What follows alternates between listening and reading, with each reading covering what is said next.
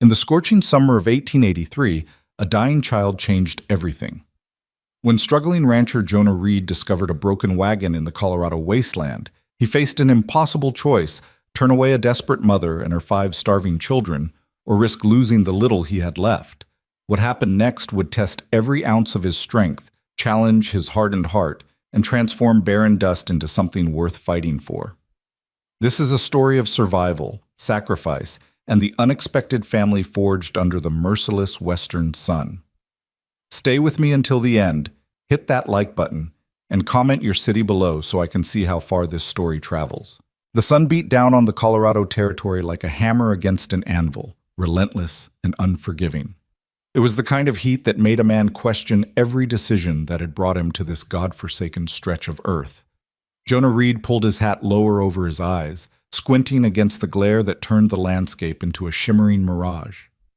The year was 1883, and the summer had arrived early and mean, sucking the moisture from everything it touched. Jonah's horse, a sturdy bay mare named Copper, picked her way carefully along the fence line. The wood posts stood like skeletal sentries, marking the boundaries of what Jonah still called his ranch, though the term felt more like wishful thinking with each passing day. The grass had turned brittle and yellow, crunching under Copper's hooves. Water was scarce, feed was scarcer, and Jonah's patience with the land, with life itself, had worn thin as parchment. He was 32 years old and felt 60. The lines around his eyes had deepened from squinting into too many sunrises, and his hands bore the calluses and scars of a man who'd worked every day of his life since he could walk. His father had staked this claim 15 years ago, full of dreams about cattle and prosperity. Those dreams had died with him 3 winters back, leaving Jonah alone with 200 acres of stubborn earth and memories that offered no comfort. The fence needed mending in a dozen places. Jonah dismounted, pulled wire and pliers from his saddlebag, and set to work on a sagging section. Sweat dripped from his nose as he twisted the wire tight, his muscles remembering the motion from 1,000 repetitions. The work was endless. Every time he fixed one thing, 2 more broke. It was like trying to hold back the desert with his bare hands. A hawk circled overhead, riding the thermals in lazy spirals. Jonah watched it for a moment, envying its freedom. That bird could leave any time it wanted, could fly to where the grass still grew green and the water ran cool. But Jonah was tied to this land by chains he couldn't name. Duty, stubbornness, maybe just the lack of anywhere else to go. He finished the repair and wiped his forehead with his sleeve, leaving a streak of dirt across his sunburned skin. Copper stamped her feet, anxious to move on. Jonah was about to remount when he noticed something odd in the distance, near the ravine that cut through the eastern section of his property. At first he thought it was another trick of the heat, a dark shape that wavered and dissolved in the rising air. But as he stared, it remained solid. Something was down there, where nothing should be.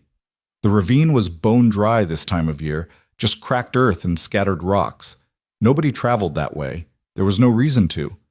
Curiosity pulled at him, though he tried to ignore it.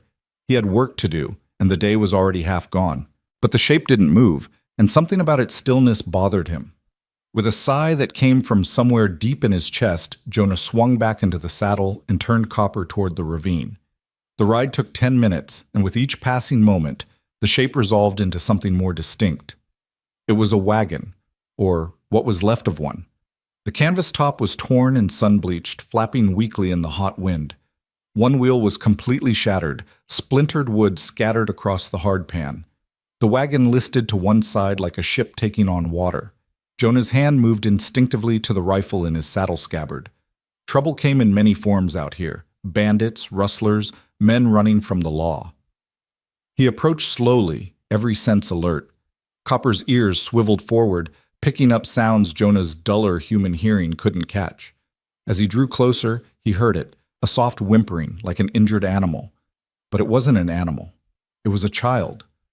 Jonah's chest tightened. He urged Copper forward and came around to the back of the wagon. What he saw made him pull up short. A woman sat in the wagon's shade, her back against the wooden side.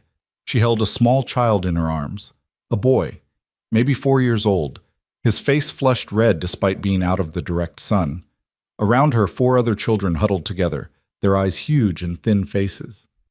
The oldest couldn't have been more than 12. They all stared at Jonah with a mixture of fear and desperate hope. The woman looked up at him.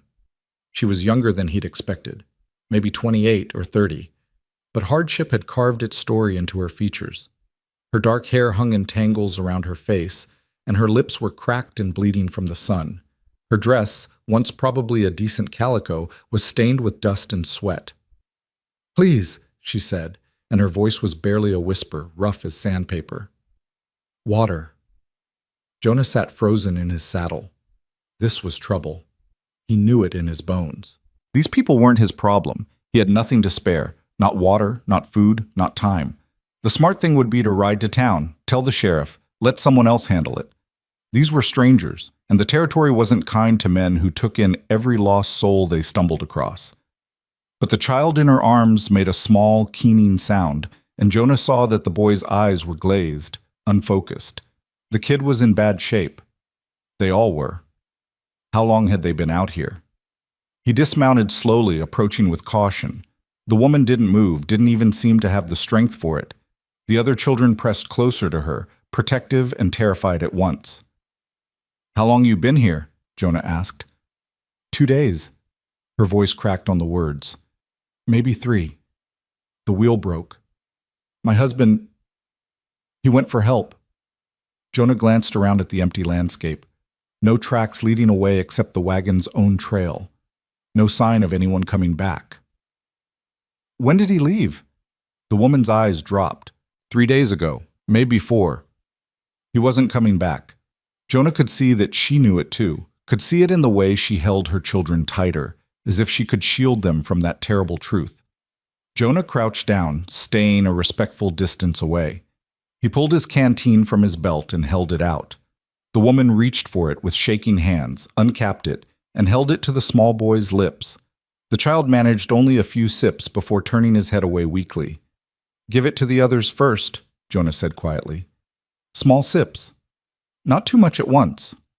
She nodded and passed the canteen to the next youngest, a girl of maybe 6 with tangled blonde hair. The children drank in turn, each taking only what they needed before passing it on. Even in their desperation, they'd been taught to share. That told Jonah something about their mother. When the oldest child, a boy with serious dark eyes, handed the canteen back, there was still water in it. Jonah gestured for the woman to drink. She hesitated, then tipped the canteen to her lips. He watched her throat work as she swallowed, saw the way her eyes closed in relief.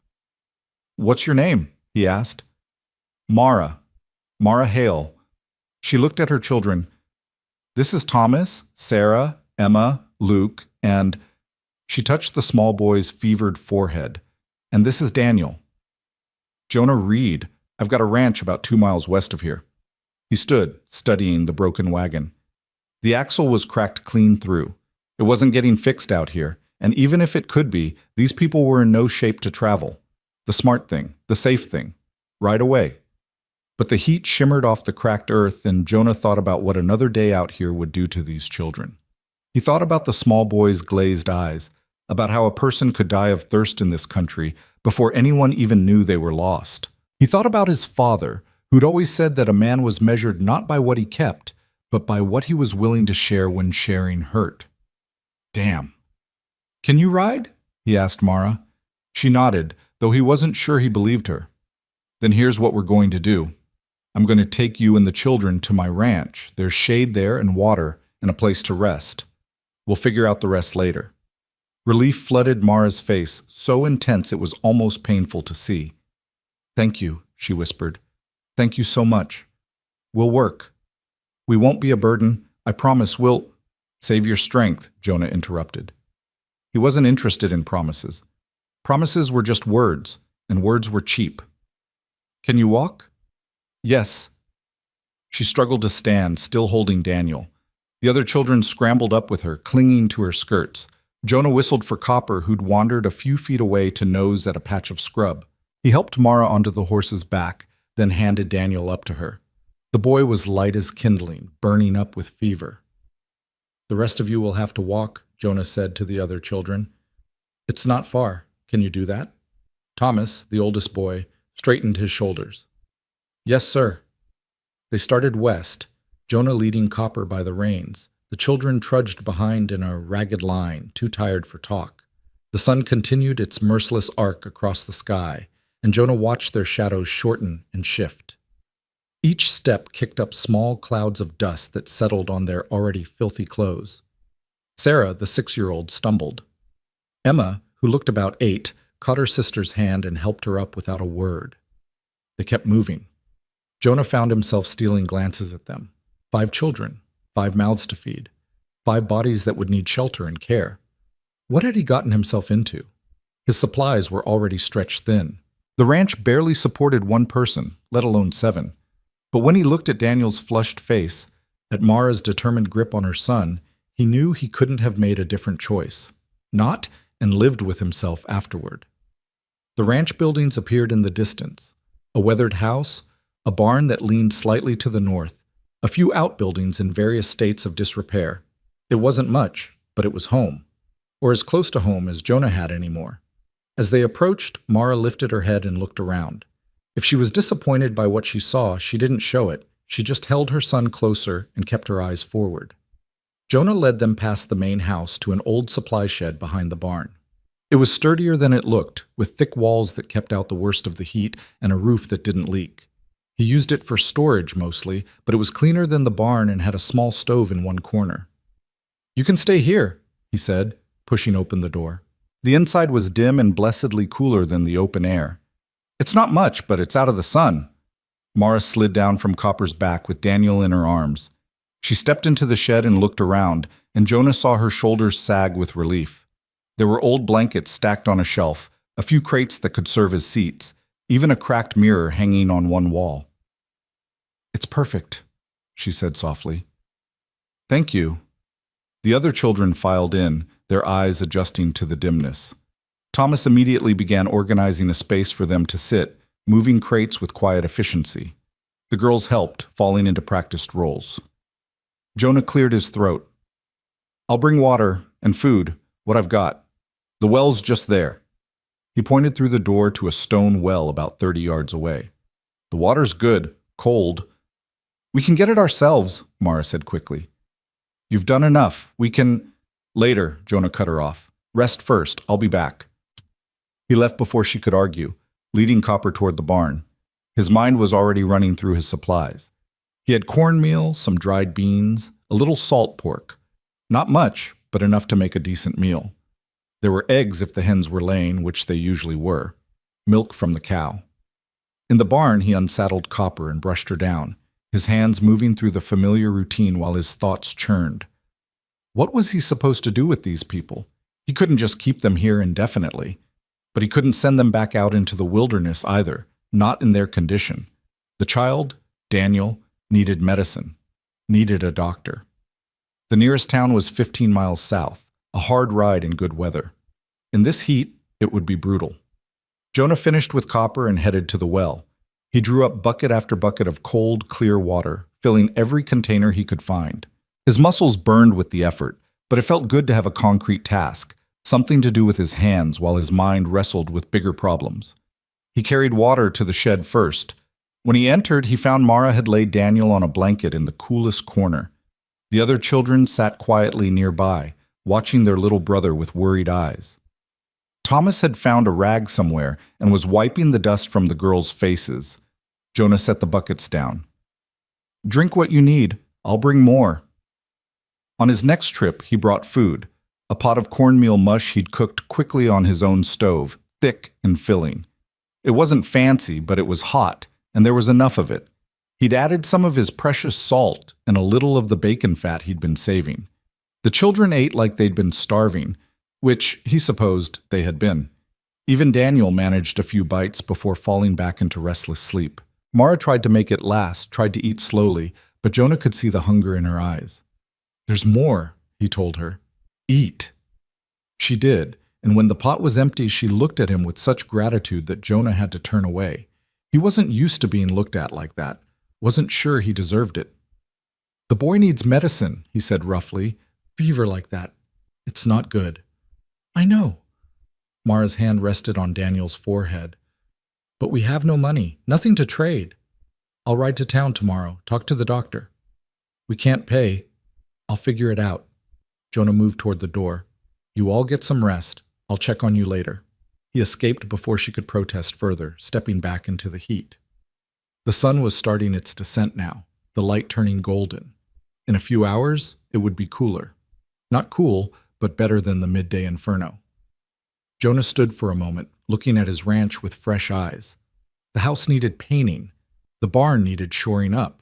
The fences needed constant repair. The land needed rain that wouldn't come. And now he had 6 more people depending on him. He should have ridden past that wagon, should have let someone else find them. But even as he thought it, he knew it wasn't true. There had been no choice, not really, not for him. The evening chores called, animals to feed, the cow to milk, eggs to collect. Jonah threw himself into the work, grateful for the distraction. As the sun touched the horizon, painting the sky in shades of orange and red, he found himself thinking about his father again. Sometimes a man's got to do what's right, not what's easy, the old man used to say. Yeah, Pa, Jonah muttered to the empty air. But you never said what to do when right and impossible are the same damn thing. The sky didn't answer. It just kept burning, beautiful and indifferent, as the day bled into night. Inside the shed, Mara held Daniel close and listened to the sounds of her other children finally breathing easy in sleep. They'd been so brave, so strong.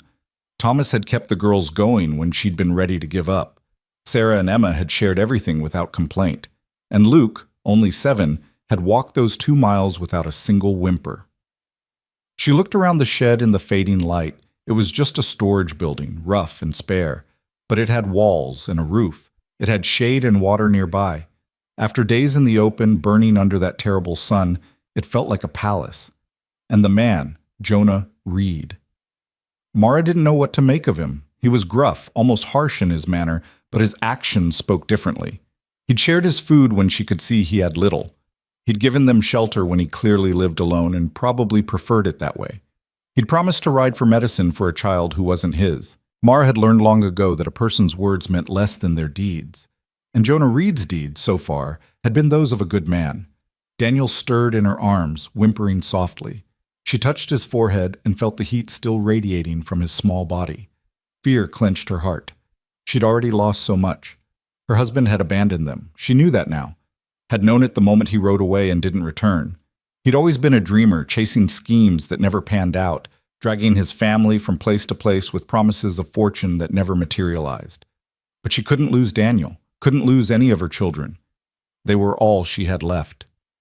Please, she whispered into the darkness, not sure who she was asking. Please, let him be okay. Outside, a coyote howled in the distance. The sound was lonely and wild, a voice of the desert night. But inside the shed, her children slept safely, and that was enough. For now, it was enough. Jonah sat on his porch, watching the stars emerge one by one. Copper was settled in the barn, the chickens were in their coop, and the cow was in her pen. Everything was as it should be, except now there were 6 people in his supply shed, depending on him to keep them alive. He thought about the ride to town tomorrow. The medicine would cost money he didn't have. The doctor might extend credit, or he might not. Jonah's reputation was solid enough, but solid reputations didn't pay bills. He'd have to sell something, maybe one of the heifers he'd been hoping to breed. The thought made his jaw tighten. Every animal he sold was a step backward, a piece of the future slipping away. But then he thought about Daniel's glazed eyes, about the way Mara held her son like he was the most precious thing in the world. Some things were worth more than future plans. Jonah stood and walked to the edge of his porch, looking toward the shed. A faint light showed through the gaps in the door. Mara must have found the old lantern he kept in there. He could picture her inside, watching over her children, probably still scared, still uncertain of what tomorrow would bring. He knew the feeling. The night air was finally starting to cool. A breeze picked up, carrying the scent of dust and sage. Jonah breathed it in, this smell of the land he'd struggled with for so long. It was harsh country, unforgiving and hard. It took everything you had and asked for more. But it was also honest. The land didn't lie to you. It didn't make promises it couldn't keep. If you worked hard enough, if you were stubborn enough, if you refused to quit even when every sane voice said to give up, sometimes, it gave back. Tomorrow would bring its own troubles. The ride to town, the medicine, the questions about what came next. But tonight, 6 people were safe who hadn't been safe before. Tonight, children were sleeping with full bellies instead of slowly dying in a broken wagon. It wasn't much, but maybe it was enough to start with. Jonah took one last look at the stars, cold and distant and beautiful, then headed inside. He had a lot to do tomorrow, and the day would start early. It always did. 2. Dawn came too early, as it always did. Jonah was already awake when the first gray light crept through his window, had been awake for hours if he was being honest. Sleep had come in fits and starts, his mind too busy calculating costs and consequences to let him rest properly. He dressed quickly in the pre-dawn chill, pulled on his boots, and stepped outside to face whatever the day would bring. The air was cool, almost pleasant. In another hour the heat would return, but for now the world felt clean and new. Jonah walked toward the well, his footsteps loud in the morning quiet. He drew water for himself, splashed it on his face, and let the cold shock clear away the cobwebs of a restless night. Movement caught his eye. The door to the supply shed stood open, and Mara was there, already awake, already working. She carried a bucket toward the well, moving carefully as if her body ached. When she saw him, she stopped. "I didn't mean to wake you," she said. "You didn't. I'm always up early." Jonah gestured to the well. "Water's free. Take what you need." She nodded and continued forward. In the growing light, Jonah could see her more clearly than he had yesterday. She was thin, her cheekbones sharp, but there was strength in the set of her shoulders. She moved like someone who'd been carrying heavy loads for a long time and had learned how to bear the weight. "How's the boy?" Jonah asked. Mara's hands tightened on the bucket handle. "The fever's still high. He had a rough night. I'll ride to town this morning, get medicine from the doctor." "Mr. Reed, we can't—" "Jonah," he interrupted, "and we already covered this. Boy needs medicine. I'll get it." She looked at him for a long moment, and Jonah saw something shift in her expression. Not just gratitude this time, but a kind of measuring assessment, like she was trying to figure out what kind of man he really was. "Thank you, Jonah," she said finally. "When Daniel's better, we'll repay you, however long it takes. We'll worry about that later. Right now you need to focus on keeping him comfortable." Jonah turned toward the barn. "I'll bring breakfast before I leave." He was halfway across the yard when Mara called after him. "Jonah?" He stopped, looked back. "Let me cook it," she said. "Please, I need to do something useful." Jonah understood that feeling, the need to be productive when everything else felt like it was falling apart. He nodded. "Kitchen's in the house. Help yourself to whatever you find. Chickens might have laid overnight. Eggs are in the coop." He watched her hurry back to the shed, probably to check on her children before venturing into his house. Jonah continued to the barn, where Copper nickered a greeting. He fed her, mucked out her stall, and took his time with the morning chores. By the time he returned to the house, the smell of cooking food filled the air. Mara stood at his stove, her hair pulled back in a braid, working with the focused efficiency of someone who'd cooked thousands of meals. She'd found his cornmeal, his eggs wags, even the last of his bacon. A pan of scrambled eggs mixed with crumbled bacon sat on one side of the stove, and cornbread was baking in the oven. "Hope you don't mind," she said without turning around. I saw the cornmeal and thought, "It's fine," Jonah said. The truth was, his kitchen hadn't smelled this good in years. He cooked to survive, nothing more. Whatever Mara was making, it was something different. Thomas appeared in the doorway, hesitant. "Ma?" "Come in, sweetheart. Help me carry this back to the shed." The boy entered, his eyes taking in everything, the house, Jonah, the food on the stove. He moved like he was trying to take up as little space as possible, trying not to be a burden. Jonah recognized that careful politeness. He'd worn it himself as a child, after his mother died, and it was just him and his father scratching out a living. "You must be Thomas," Jonah said. "Yes, sir."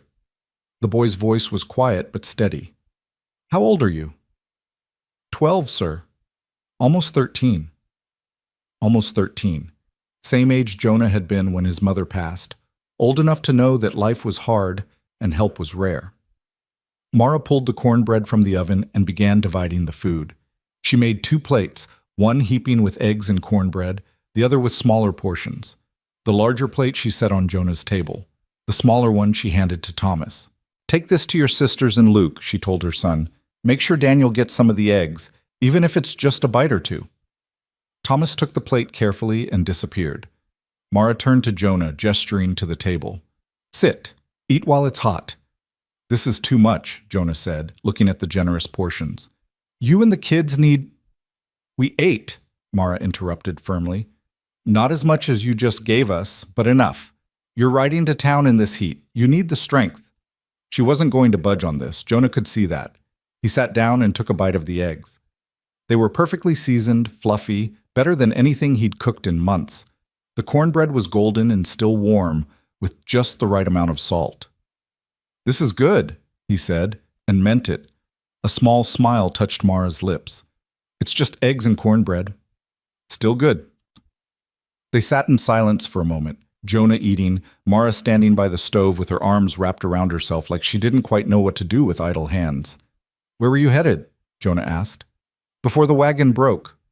"West," Mara said. "California, supposedly. My husband heard there was work in the mines, good pay. He was always hearing about opportunities." Her voice carried the weight of old disappointments. "We'd been traveling for 2 months when the axle cracked. He said he'd go to the nearest town, get help, come back." She paused. "He's not coming back, is he?" Jonah could have lied, could have offered false hope, but she deserved the truth. "Probably not."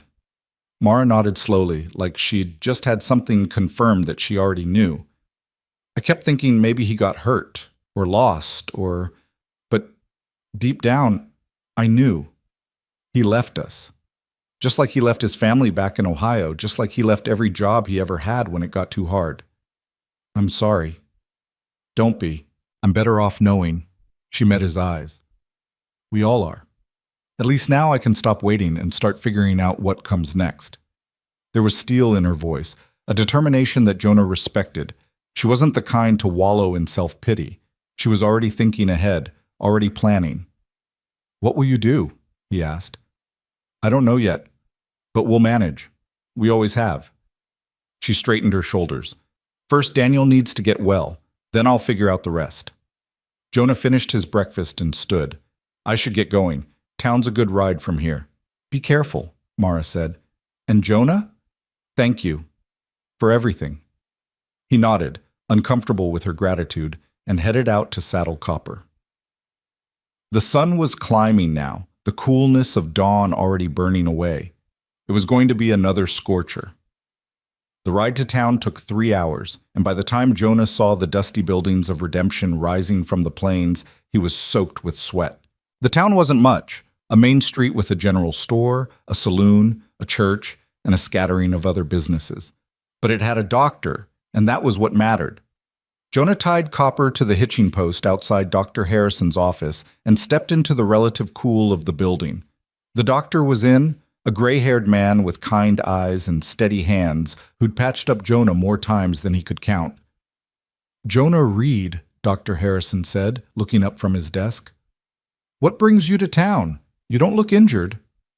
"It's not for me. I've got a sick child at my place. Boy, about 4 years old, high fever, been like that for 2 days at least." The doctor's expression turned serious. "How high?" "Hot to the touch. Glazed eyes. Won't eat much. Could be any number of things. Heat exhaustion, infection, fever from bad water." Dr. Harrison stood and moved to his medicine cabinet. "I can give you something to bring the fever down, but if it doesn't break in a day or two, you'll need to bring the boy in." "I'll do that." Jonah watched the doctor measure out powder into small paper packets. "What do I owe you?" $2.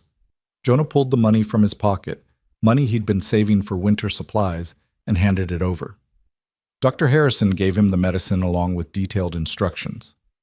"Mix this with water, get him to drink it 3 times a day. Keep him cool, wet cloths on his forehead. And Jonah?" The doctor looked at him seriously. "If he gets worse, don't wait. Bring him in right away." "I will." "Thanks, Doc." Jonah stepped back into the heat and untied Copper. He was about to mount when a voice called out behind him.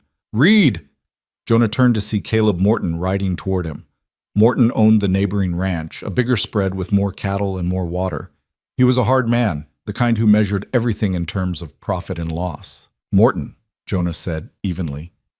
Morton pulled his horse to a stop. He was a big man, thick through the shoulders, with a face weathered by years of sun and wind.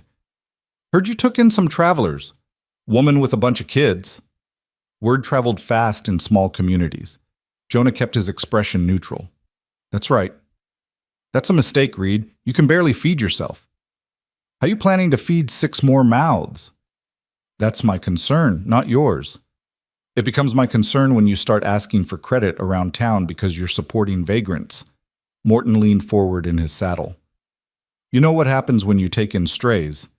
They settle in. They get comfortable. Next thing you know, they think they own the place. They're not strays. They're people who needed help. People you don't know. People who'll bleed you dry and move on the first chance they get." Morton's voice hardened. "Listen to me, Reed. You're too soft-hearted for this country. This land doesn't reward kindness. It rewards strength. You let those people stay, and you'll lose everything your father built." Jonah felt his temper rising but kept it in check. "My father taught me that a man helps those who need helping. I'm doing what he would have done." "Your father died broken, working himself to death on land that gave nothing back. That the legacy you want?" Morton shook his head. "Send them on their way, Reed, before you regret it." "I appreciate your concern," Jonah said, his voice cold, "but I'll handle my own affairs." He mounted Copper and rode away before Morton could say anything else. But the man's words followed him, nagging at the edges of his mind. Morton was right about one thing.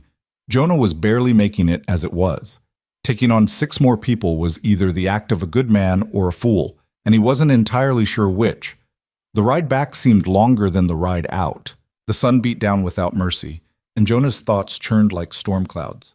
What was he doing? He had no plan, no way to feed these people long term, no idea what would happen when winter came. But then he thought about Daniel's fever, about Mara's determination, about Thomas's careful politeness, and the way those children had shared the water without fighting over it. They deserved a chance. Everyone deserved a chance. When he finally reached his ranch, the sun was past its zenith.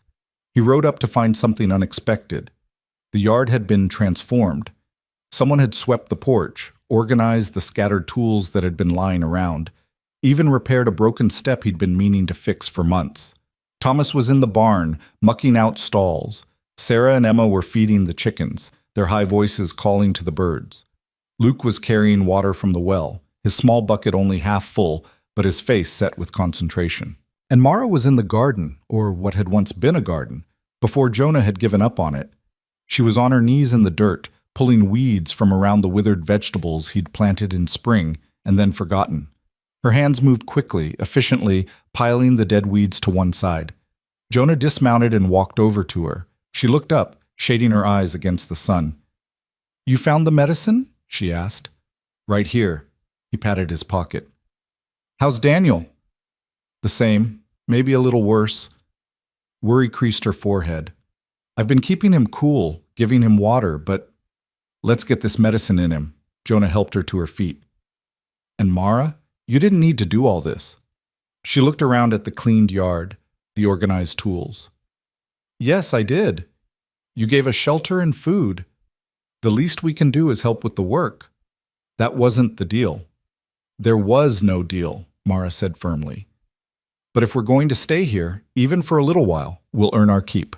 I won't have my children learning to take without giving back." The steel was back in her voice, and Jonah recognized that he wasn't going to win this argument. Maybe he didn't want to. Having help around the place, even from children, made a difference he hadn't expected. They went to the shed where Daniel lay on his blanket, his small face flushed and damp. Mara sat beside him and carefully measured out the medicine according to Dr. Harrison's instructions, mixing it with water. She held the cup to Daniel's lips. "Come on, sweetheart," she murmured. "Just a few sips. It'll help you feel better." The boy managed to swallow some of the mixture before turning his head away. Mara tried again, patient and persistent, until he'd taken enough. Then she laid him back down and placed a cool, wet cloth on his forehead. "Now we wait," she said quietly. Jonah stood in the doorway, feeling useless. This was a mother's work, a kind of caring he didn't know how to do. "I'll let you tend to him," I've got chores. But when he stepped outside, Thomas was already there, having finished with the barn. Sir, is there something else I can help with? Jonah looked at the boy's earnest face. You don't have to call me sir. Jonah's fine. Yes, sir. I mean Jonah. Thomas shifted his weight. What needs doing? The fence needs mending on the south pasture, but that's heavy work. I can do heavy work, Thomas said quickly. I'm strong. He wasn't. Not yet. He was too thin, still recovering from days without proper food. But Jonah saw the need in the boy's eyes, the desperate desire to prove himself useful. All right, Jonah said. Come on. I'll show you how to twist wire. They worked together through the afternoon heat, Jonah teaching and Thomas learning fast. The boy had good hands and didn't complain, even when the wire bit into his palms or the sun beat down hard enough to make spots dance in front of their eyes. You've done this before, Jonah observed. A little. My father, Thomas paused, choosing his words carefully. He wasn't much for staying in one place. We moved a lot. But wherever we went, I tried to learn what I could. Figure I might need those skills someday. Smart thinking. They worked in silence for a while, the rhythmic twist of wire and pound of hammer becoming almost meditative. Finally, Thomas spoke again. Jonah, are you going to make us leave? The question was quiet, almost afraid. Jonah stopped working and looked at the boy. What makes you ask that? I heard you talking to that man in town. I was in the barn, but the door was open. He said we'd bleed you dry, that we'd take everything. Thomas met Jonah's eyes. We won't, I promise. Ma and me will work hard, the girls too. We won't be a burden. Thomas, Jonah said carefully, you're not a burden, and I'm not making you leave. Not until Daniel's well and you're all strong enough to travel. After that, he paused, realizing he hadn't thought that far ahead. After that, we'll figure it out. Relief flooded the boy's face. Thank you. We'll make it right, I promise. Stop promising and get back to work, Jonah said, but there was no harshness in his voice. They finished the fence as the sun began its descent. On the way back to the house, they found Sarah and Emma had collected eggs, and Luke had managed to carry enough water to fill the trough. The children moved with purpose, each finding tasks without being told. That evening, Mar cooked again, beans and cornbread. Simple food, but well made. They ate outside in the cooling air, Jonah and the 5 older members of the family, while Mara stayed in the shed with Daniel. Is your brother going to be okay? Jonah asked Sarah. The little girl looked up at him with solemn eyes. Ma says the medicine will help. She's always right about things like that. I'm sure she is, Jonah said, though he wasn't sure at all. Fevers could break, or they could get worse. Children could recover, or they could fade away. He'd seen both happen. After dinner, the children helped clean up without being asked. They moved like a small, efficient unit, each knowing their role. Emma washed the dishes in a basin. Sarah dried them. Luke put them away, standing on a crate to reach the shelves. Thomas swept the porch. Jonah watched them work and thought about Morton's words. These weren't people looking for a handout. They were survivors, doing whatever it took to keep going. There was dignity in that. As darkness fell, the children returned to the shed. Jonah sat on his porch, listening to the night sounds. Crickets, the distant howl of coyotes, the soft murmur of Mara's voice reading to her children from a worn book she'd salvaged from the wagon. The next morning brought more of the same. The Hale family rose with the sun and scattered to work. Thomas helped Jonah with the morning chores. Mara tended the garden and cooked. The younger children fed animals and carried water. And slowly, almost imperceptibly, the ranch began to look different. The tools that had been scattered found homes in the barn. The porch that had been dusty became clean. The garden that had been overrun with weeds showed patches of dark earth and struggling plants that might yet survive. Daniel's fever held steady for 2 days, neither better nor worse. Mara gave him the medicine faithfully, kept him cool, held him when he cried out in fevered dreams. Jonah could see the toll it was taking on her, the dark circles under her eyes, the tightness around her mouth, but she never complained. On the 3rd day, the fever broke. Jonah was in the barn when Mara came running, her face alight with relief and joy. It broke, she said, breathless. The fever broke. He's sleeping now, really sleeping, not that restless tossing. And he's cooler, much cooler. But that's good news, Jonah said, feeling his own tension ease. He hadn't realized how much he'd been worrying until the worry lifted. It's the medicine. What you brought. Mara's eyes filled with tears. You saved his life, Jonah. You saved my boy. The doctor saved him. I just rode to town. You did more than that. Mara wiped her eyes impatiently. You took us in when you had no reason to. You shared what little you had. She trailed off, shaking her head. Why? Why did you help us? Jonah thought about that question. He could have given her a simple answer, because it was the right thing to do, because his father had taught him to help people in need. But standing there in the barn with dust motes dancing in the shafts of sunlight, he realized it was more complicated than that. I was alone out here, he said slowly. Had been for a long time.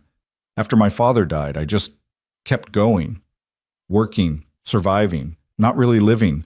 And then I saw you and your children in that wagon, and I thought about how it would feel to be that desperate, that scared. I couldn't leave you there. You could have, Mara said softly. Most people would have. Maybe, but I'm not most people, I guess. They stood in comfortable silence for a moment, and Jonah felt something shift between them. Not romance. It was too soon for that, and they both carried too much weight from the past. But understanding, maybe. Recognition of shared strength and shared struggle. I should get back to Daniel, Mara said finally. Go on. And Mara? I'm glad he's going to be okay. She smiled, and it transformed her face, made her look younger and lighter. Then she hurried back to the shed. Jonah returned to his work, but his mind kept drifting. The ranch felt different now, fuller. It was still hard, still a daily battle against heat and drought and the slow entropy that tried to drag everything down. But it didn't feel quite so lonely. That afternoon, Caleb Morton rode up again. Jonah saw him coming and walked out to meet him, aware of Thomas watching from the barn and Mara pausing in the garden. Reed, Morton said, not dismounting. Morton, I see your guests are still here, making themselves comfortable. They're helping with the work, earning their keep. Morton looked around at the cleaned yard, the organized tools, the tended garden. His expression hardened. You're making a mistake. Those people will own you before you know it. You'll be working to support them instead of yourself. That's not how I see it. Then you're a fool. Morton leaned forward. I'm telling you this as a neighbor, Reed. Send them on their way, before they cost you everything. And I'm telling you as a neighbor, Morton, back off. What I do on my land is my business. For a moment, Morton's face darkened with anger. Then he pulled back, his expression going cold and distant. Have it your way. But when this falls apart, don't come looking for help from me. He wheeled his horse around and rode off, leaving a cloud of dust hanging in the air. Jonah watched him go, feeling the weight of the warning settle on his shoulders. Thomas appeared at his elbow. Is he going to make trouble? Maybe, Jonah admitted.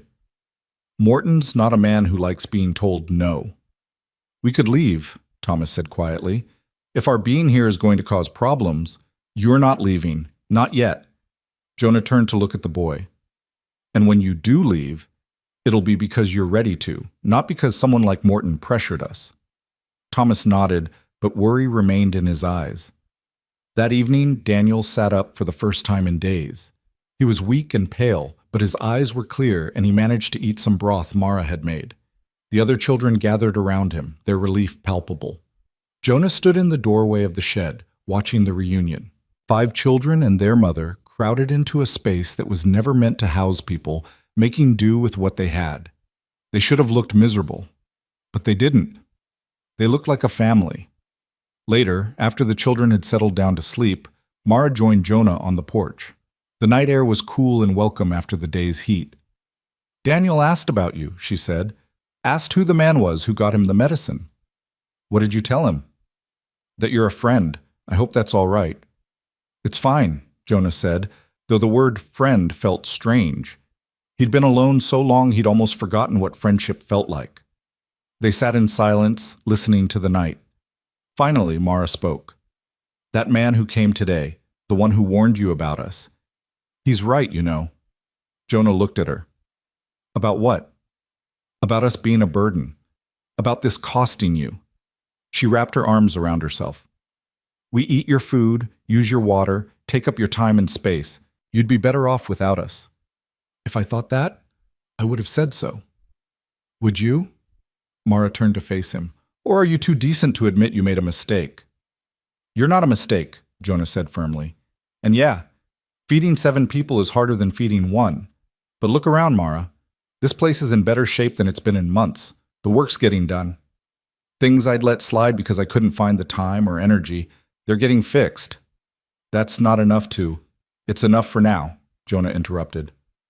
Look, I'm not going to lie to you. Winter's coming, and that's going to be hard. Money's tight. Food's limited. But we'll figure it out, one day at a time. Mara studied his face in the starlight. Why are you doing this? Really? Jonah thought about the question seriously. Because I can, he said finally. Because I have this land, this house, this barn. I have walls and a roof and a well that gives good water. And you needed those things. It's that simple. Nothing's that simple. Maybe not. But I'm going to act like it is anyway. He stood. Get some rest, Mara. Tomorrow's another long day. She rose too, hesitating at the edge of the porch. Jonah? Thank you. For everything. And I meant what I said. We'll repay you, however long it takes. I know you will, Jonah said. And somehow, he believed it. She disappeared into the shed, and Jonah remained on the porch, looking up at the stars. Morton's warning echoed in his mind, mixing with Mara's concerns and his own doubts. This was risky. This was probably foolish. This could very well cost him everything. But when he thought about sending them away, about watching those children walk back into the desert with nowhere to go and no one to help them, he knew he couldn't do it. Whatever came next, they'd face it together. The land stretched out before him, dark and vast, under the star-filled sky. Somewhere in the distance, a coyote called and another answered.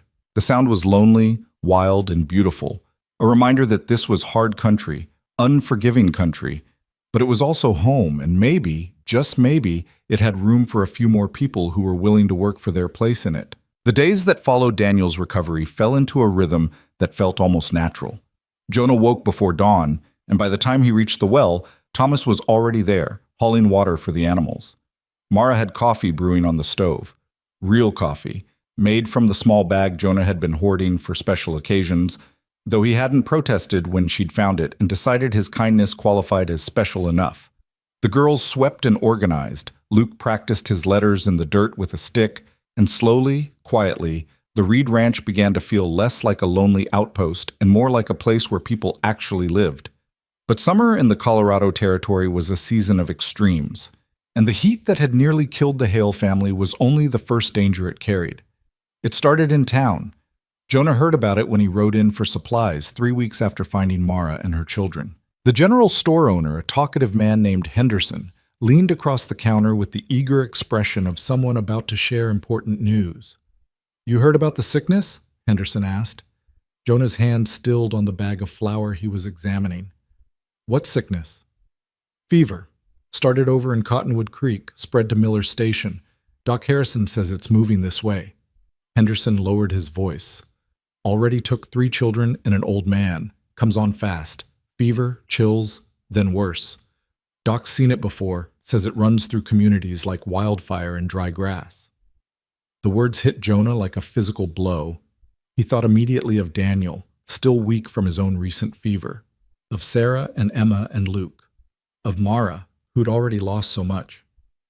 What's Harrison doing about it? Jonah asked. What can he do? He's got medicine, but not enough for everyone. And it don't always work anyway. Henderson shook his head. Best thing is to stay away from town. Keep to yourself until it passes. These things burn themselves out eventually. Jonah paid for his supplies and rode home faster than he should have. Copper's hooves churning up dust on the dry road. When he reached the ranch, he found Mara in the garden, her hands dark with soil. She looked up at his approach and immediately read something in his expression. What's wrong? She asked, standing. There's sickness in the towns east of here, fever. Henderson says it's spreading. Jonah dismounted. We need to be careful. Keep the children close, away from anyone passing through." Fear flickered across Mara's face, but she pushed it down with visible effort. "Daniel's still not fully strong. If he caught something else, he won't. We'll make sure of it." Jonah tried to sound more confident than he felt. "Where is he now?" "Resting in the shed. The heat wore him out this morning." They walked together toward the shed, and Jonah felt the weight of responsibility settle heavier on his shoulders. It wasn't just his own survival anymore. 6 other people depended on his decisions, his ability to keep them safe. For 2 weeks, they were careful. No trips to town except when absolutely necessary. No contact with the occasional travelers who passed on the distant road. The children stayed close to the ranch, and Mara watched them with an intensity that spoke of her own fears. The heat intensified as August approached, turning the air thick and oppressive. The kind of heat that made it hard to breathe, hard to think. At night, they slept with windows open, hoping for any breath of cool air. During the day, they worked in the early morning and late evening, hiding from the sun during its worst hours. Thomas had grown stronger over the weeks, his frame filling out with regular meals. He worked alongside Jonah now with real competence, no longer just learning, but contributing. The boy had a good mind and steady hands, and Jonah found himself relying on him more than he'd expected. They were mending fence on the north pasture when Thomas spoke up, his voice uncertain. "Jonah, can I ask you something?" "Go ahead." "Why didn't you ever marry? Have a family of your own?" Jonah hammered in a post, considering the question. It wasn't something he talked about, but Thomas had earned some honesty. "I was engaged once. Girl named Catherine from town. Pretty, smart, had plans for what our life would be like." He paused, testing the post's stability. "But she wanted me to sell the ranch, move somewhere with more opportunity. Said this land would break me like it broke my father." "What did you do?" "Told her I couldn't sell. This was my father's dream, his legacy. I owed it to him to make it work." Jonah picked up another post. "She left, married a banker in Denver, probably has a nice house, easier life. Do you regret it?" "Some days." Jonah met the boy's eyes. "But this land, hard as it is, it's mine. I built something here, even if it's not much. That means something." Thomas nodded slowly, absorbing this. "My father never built anything, just talked about what he was going to build someday. Ma used to believe him, but after a while she stopped. I think that's what hurt her most. Not that we were poor, but that we were poor because he wouldn't stick with anything long enough to make it work." "Your mother's a strong woman." "Yeah." Pride filled Thomas's voice. "She kept us together when anyone else would have given up. When Pa left, I was angry, but now I think maybe we're better off." They worked in silence after that, the conversation settling into something deeper than words. Jonah understood what the boy was really saying, that this ranch, this hard life, felt more real and solid than anything his father had promised. That evening, Luke complained of feeling tired. Mara put him to bed early, attributing it to the heat and a long day of play. But when Jonah checked on him before heading to his own house, the boy's forehead felt warm. "It's probably nothing," Mara said, but her voice was tight with worry. "Just tired, like I said." Jonah wanted to believe her, but he'd heard the tremor beneath her words, seen the way her hand lingered on Luke's forehead, as if she could will away any sickness through sheer determination. By morning, Luke was worse. The fever that had seemed mild the night before had spiked. The boy shivered despite the growing heat, his teeth chattering, his small body racked with chills that no amount of blankets could stop. Mara sat beside him, her face pale.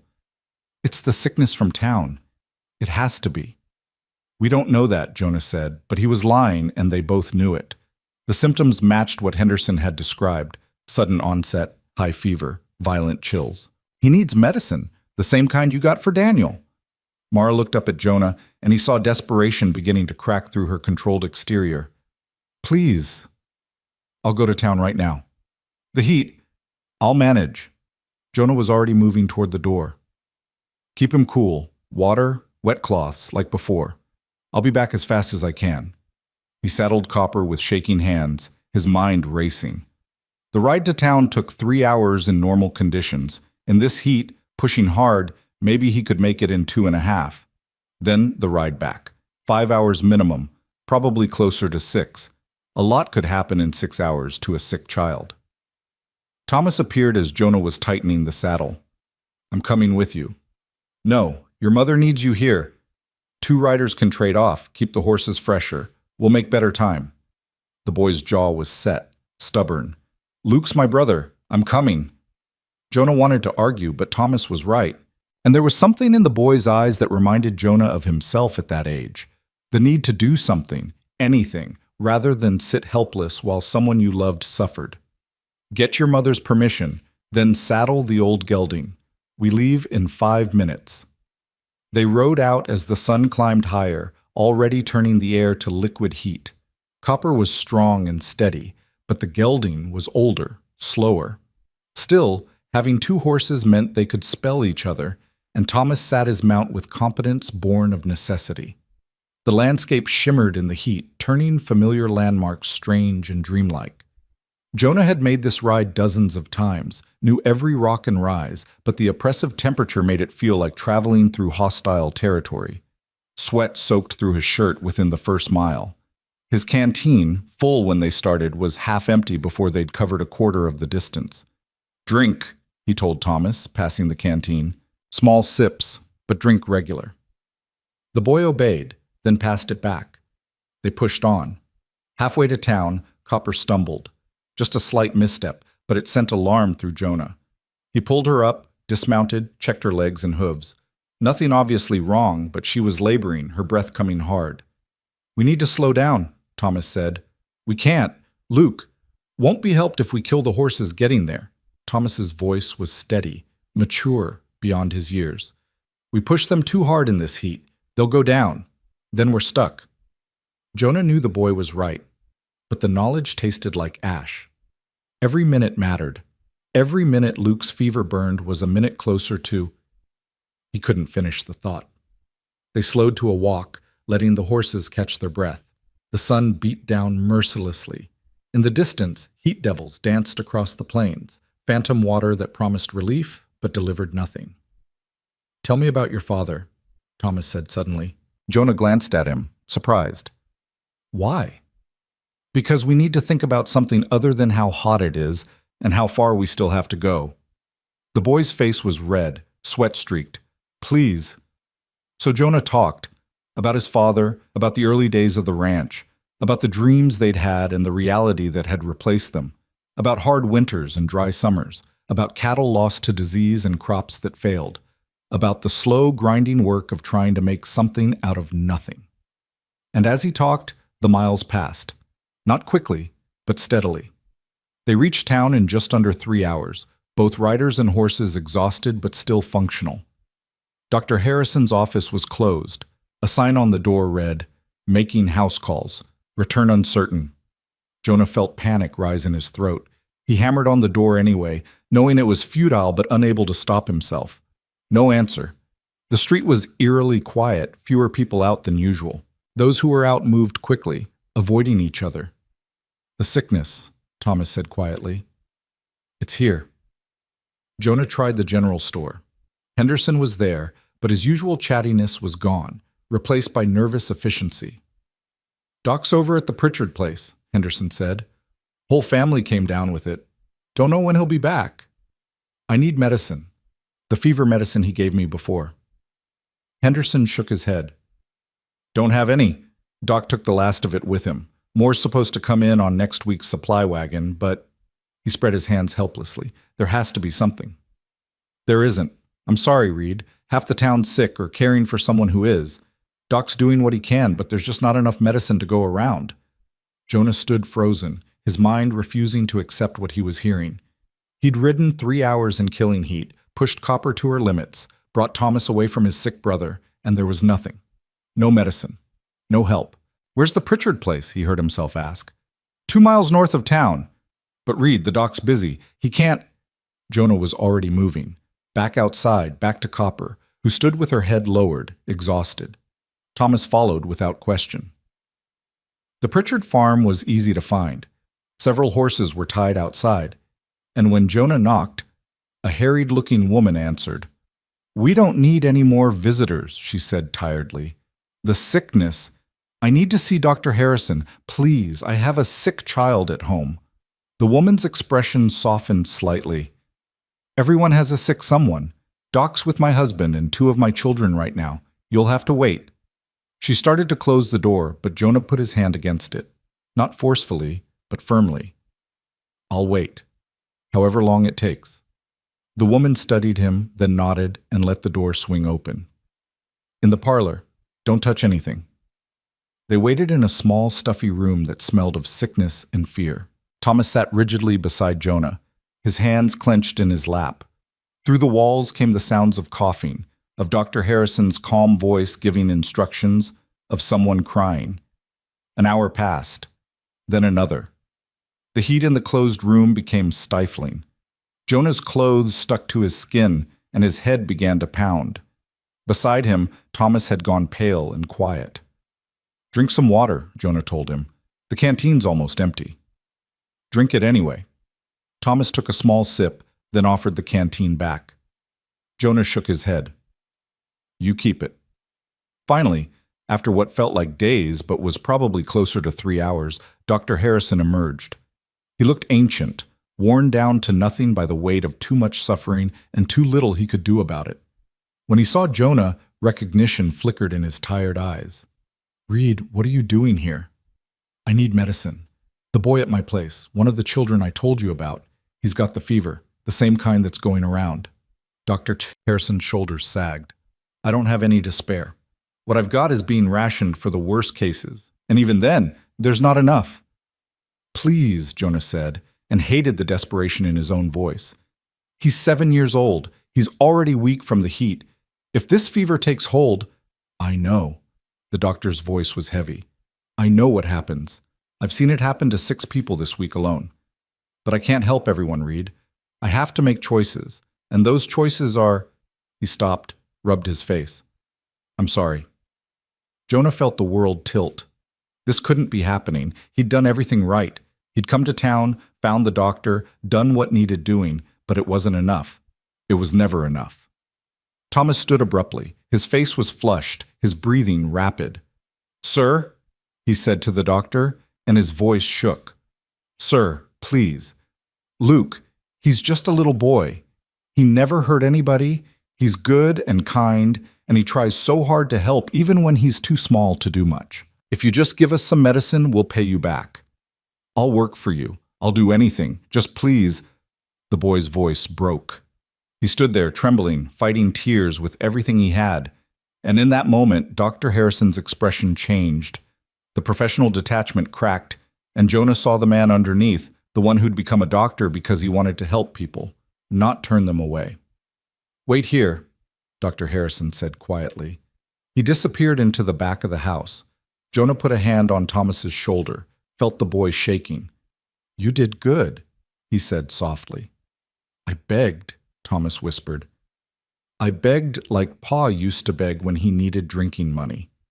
No, you asked for help for someone you love. That's different. That takes courage. Dr. Harrison returned carrying a small cloth bag. He pressed it into Jonah's hands. This is half my supply. I'm trusting you to use it wisely. Same dosage as before, 3 times a day. If the fever doesn't break in 2 days, there's nothing more I can do. How much? Nothing. Just make sure that boy lives. Make all this mean something. The doctor's eyes were haunted. Now go, before I remember all the other people who need this just as badly. Jonah and Thomas stumbled out into the late afternoon heat. The sun had passed its peak, but still burned with intensity.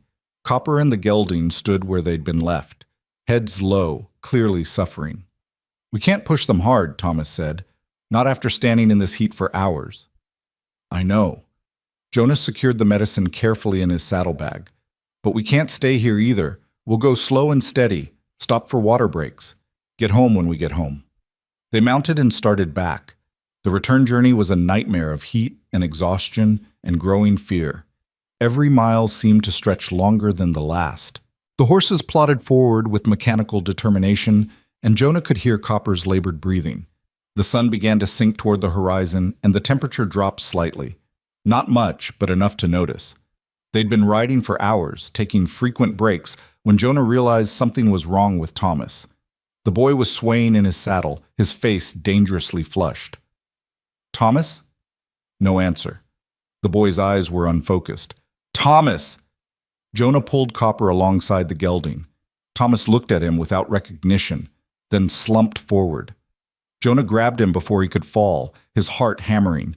The boy's skin was burning up. Heat exhaustion, maybe heat stroke. They'd been out in the sun all day, riding hard, and Thomas had given most of the water to Jonah. "Damn it," Jonah breathed. He looked around desperately. They were still miles from home, the landscape empty in all directions. Copper was exhausted. The gelding was in better shape, but not by much. He had to make a choice. Stop here, try to treat Thomas with no water and no shelter. Or push on, risk making everything worse, but get them home where Mara could help. Jonah chose. He tied Thomas to the gelding's saddle as securely as he could, then remounted Copper. Leading the gelding, he urged both horses forward. Not fast, but steady. One foot in front of another, 1 mile and then another. The sun touched the horizon. The sky turned gold, then orange, then red. Beautiful and indifferent. Jonah talked to Copper, to the gelding, to Thomas, who couldn't hear him. He talked to keep himself focused, to push back the fog that threatened to cloud his own thinking. "Almost there," he said. "Just a little further. You can do this. We can all do this." His own vision started to blur. Sweat had long since stopped flowing. He was too dehydrated. His lips were cracked and bleeding, but the ranch was close now. He recognized that outcropping of rock, that twisted tree. Close. So close. Copper stumbled again, and this time she went down. Jonah tried to jump clear, but wasn't fast enough. He hit the ground hard, the impact driving the air from his lungs. Pain exploded through his shoulder. He lay there, stunned, staring up at the darkening sky. Every part of his body screamed at him to stay down, to just rest for a minute. But Thomas was tied to a horse that could wander off. And Luke was home, burning with fever, and Mara was waiting, trusting him to come back with help. Jonah forced himself to his feet. His shoulder blazed with pain, but nothing felt broken. Copper was trying to stand, her legs shaking. He helped her up, checked her over. She was done. Couldn't go another step. The ranch was maybe half a mile away. He could see the buildings in the gathering darkness. Jonah untied Thomas from the gelding and pulled the boy across his good shoulder. The weight nearly drove him back to the ground, but he locked his knees and stayed upright. With his other hand, he grabbed the gelding's reins and started walking. One step, another, another. The medicine bag bounced against his side. Thomas's breath was hot against his neck. The gelding followed reluctantly, as exhausted as Jonah. Lights appeared ahead. Mara had lit lanterns around the ranch. Jonah fixed his eyes on them and kept moving. His legs felt like they were made of lead. His shoulders screamed. His vision narrowed to a tunnel, the lights at the end the only thing keeping him upright. He made it to the yard before his legs finally gave out. He went down on his knees, still holding Thomas, trying to break the boy's fall with his own body. "Jonah!" Mara's voice, distant and echoing. Hands on him, trying to help.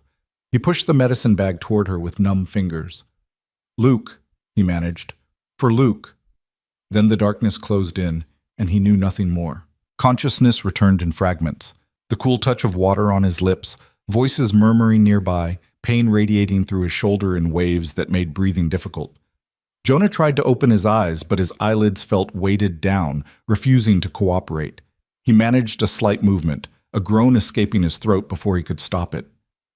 "He's waking up."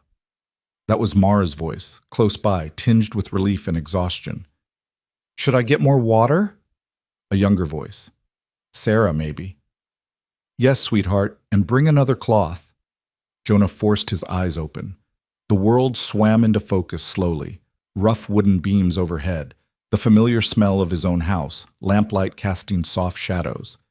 He was in his bed, covered with blankets despite the warmth. His shirt was gone, and something cool pressed against his forehead. Mara's face appeared above him, lined with worry but breaking into a tentative smile when their eyes met. "Welcome back," she said softly. "You gave us quite a scare."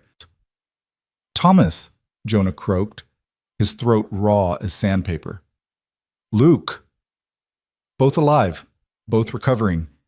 Mara's hand touched his arm gently. Thanks to you. Memory flooded back, the desperate ride to town, the doctor's reluctance, Thomas's collapse, the nightmarish journey home. Jonah tried to sit up, but pain lanced through his shoulder, and Mara pressed him firmly back down. Don't even think about it, she said with quiet authority. You've been unconscious for nearly 2 days. Your shoulder's badly bruised, you were severely dehydrated, and you pushed yourself well past any reasonable limit. You're staying in that bed until I say otherwise. 2 days? Jonah's mind struggled to process this. I can't. The animals, the chores, are being handled. Mara gestured toward the window, where morning light streamed through. Thomas is up and around, weak but functional. He's been teaching the girls how to manage the livestock. They're doing fine. Everything's fine. Sarah appeared with a cup of water and a fresh cloth. She looked at Jonah with wide, solemn eyes. You saved Luke, she said simply. And Thomas. Mama said you carried Thomas all the way home even though you could barely walk. Jonah accepted the water gratefully, his hands shaking as he brought the cup to his lips. The liquid was cool and sweet, the best thing he'd ever tasted. Just did what needed doing, he managed. You almost died doing it, Mara said, and there was an edge to her voice now, something sharp beneath the relief. When you collapsed in the yard, I thought... She stopped, composing herself. Thomas woke up before you did. He told me everything. How you gave him most of the water. How you kept going even when the heat was killing you. How you got the medicine when the doctor said there wasn't any. Half his supply, Jonah said, remembering. Is it enough? It was enough. Luke's fever broke yesterday morning. He's still weak, but he's going to be fine. Mara's eyes glistened with unshed tears. You saved my son, Jonah. Again, I don't know how to... Don't, Jonah interrupted gently. Please don't. I couldn't let him... He trailed off, unable to finish the sentence. Mara nodded, understanding. She took the empty cup from his hands and stood. I'll bring you some broth. You need to eat, build your strength back, and then you're going to rest. No arguments. She left, Sarah trailing behind her. Jonah lay back against the pillows, his body aching in a dozen different places. 2 days. He'd lost 2 days to unconsciousness, and the ranch had kept functioning. The thought was strange, almost unsettling. For so long, this place had depended entirely on him. If he didn't do the work, it didn't get done. But now... Thomas appeared in the doorway, looking thin and pale, but upright. Can I come in? He asked. Of course you can. The boy entered hesitantly, as if afraid Jonah might disappear if he moved too quickly. I wanted to say thank you, Thomas said, for saving me. Ma told me I collapsed, that you carried me home. You got heat exhaustion. Happens to everyone out here sooner or later. You gave me the water. Ma said you barely drank anything yourself. Thomas's voice was quiet, but firm. You could have died because of me. Jonah looked at the boy, really looked at him. Thomas stood straighter now than when they'd first met, his shoulders squared despite his pallor. The fear and uncertainty that had marked him in those early days had been replaced by something else. Not confidence exactly, but a kind of quiet determination. Listen to me, Jonah said. What happened out there? That wasn't your fault. It was the heat, the distance, bad luck. You did everything right. You were brave when it mattered, smart when it counted. Your brother's alive because you came with me, because you convinced the doctor to help. Don't carry guilt that isn't yours to carry. Thomas's eyes brightened with moisture, but he blinked it back.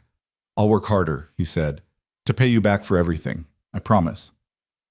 You already work hard enough. Maybe too hard for a boy your age. Jonah shifted slightly, trying to find a position that didn't aggravate his shoulder. But I appreciate it, knowing the ranch was in good hands while I was indisposed. A small smile crossed Thomas's face. The girls are naturals with the chickens. Emma's already named everyone. And Luke, even sick as he was, kept asking if the cow had been milked. Said it wasn't fair to make her uncomfortable just because he was ill. He's a good kid. They all are. They are, Thomas agreed. He paused, then added, Jonah? That man who came by before, the one who warned you about us. He came back yesterday. Jonah felt tension coil in his gut. Morton, what did he want? He saw Ma in the garden and rode over, asked where you were. When she told him you were sick, he said, Thomas hesitated. He said this is what happens when a man takes on more than he can handle, that you'd worked yourself to death trying to support people who weren't your responsibility. What did your mother say? A fiercer smile this time. She told him you were recovering just fine and that we were managing the ranch perfectly well without his concern or his advice.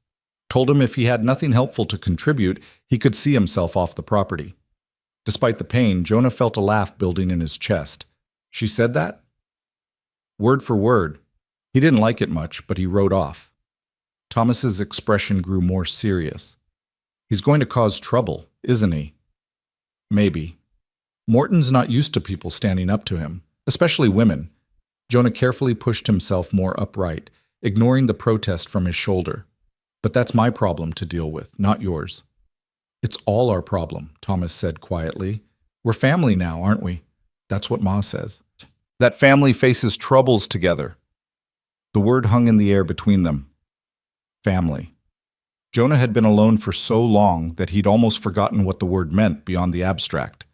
But looking at Thomas, thinking about Mara's fierce protectiveness and the children's determined efforts to help, he realized the boy was right.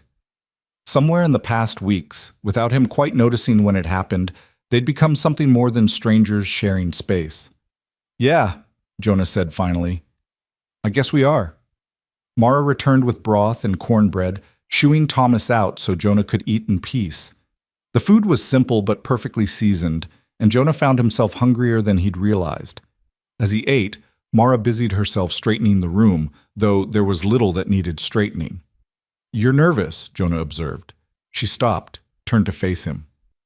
I've been thinking, she said, about what happens next. You nearly died bringing medicine for Luke. The ranch barely survived 2 days without you working it. What happens when winter comes, when the real hard times hit? We'll manage. How? Mara's voice was sharp now, frustration breaking through. You're one man, Jonah. One man trying to run a ranch that's barely profitable, now supporting 7 people instead of 1. The numbers don't work.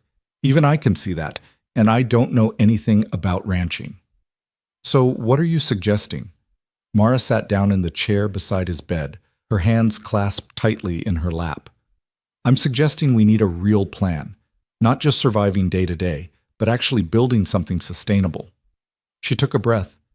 I'm suggesting that if we're going to stay here, and I think we both know we are, then we need to make this ranch work better than it's working now. Jonah studied her face, seeing the determination there, the sharp intelligence that poverty and hardship had never quite managed to dull. What did you have in mind? The garden's producing now. Not much, but enough to supplement what we're buying. If we expand it, plant more next season, we could preserve food for winter, can vegetables, dry beans, store root crops. She was speaking faster now, ideas tumbling out. And the chickens, we've got 8 laying hens, that's not enough. We should get more, sell eggs in town for cash money. That takes capital we don't have. I know, but I've been thinking about that too. Mara leaned forward. I can sew. Before I married, I worked in a dress shop. I'm good with a needle, fast, precise. If we could get fabric, I could make clothes, sell them in town. It wouldn't be much at first, but it would be something. Jonah considered this. It wasn't a bad idea, actually. The nearest dress shop was 15 miles away, and most ranch women made do with worn, practical clothing because nice things were hard to come by. Where would we get the fabric? I don't know yet. Maybe the general store would extend credit if I showed them samples of my work. Maybe we could trade something for it. Her jaw set stubbornly. I'll figure it out. The point is, I can contribute more than just cooking and cleaning. I can help make this place profitable. It's not your responsibility to— Yes, it is, Mara interrupted firmly. You took us in when you didn't have to. You risked your life for my children, twice.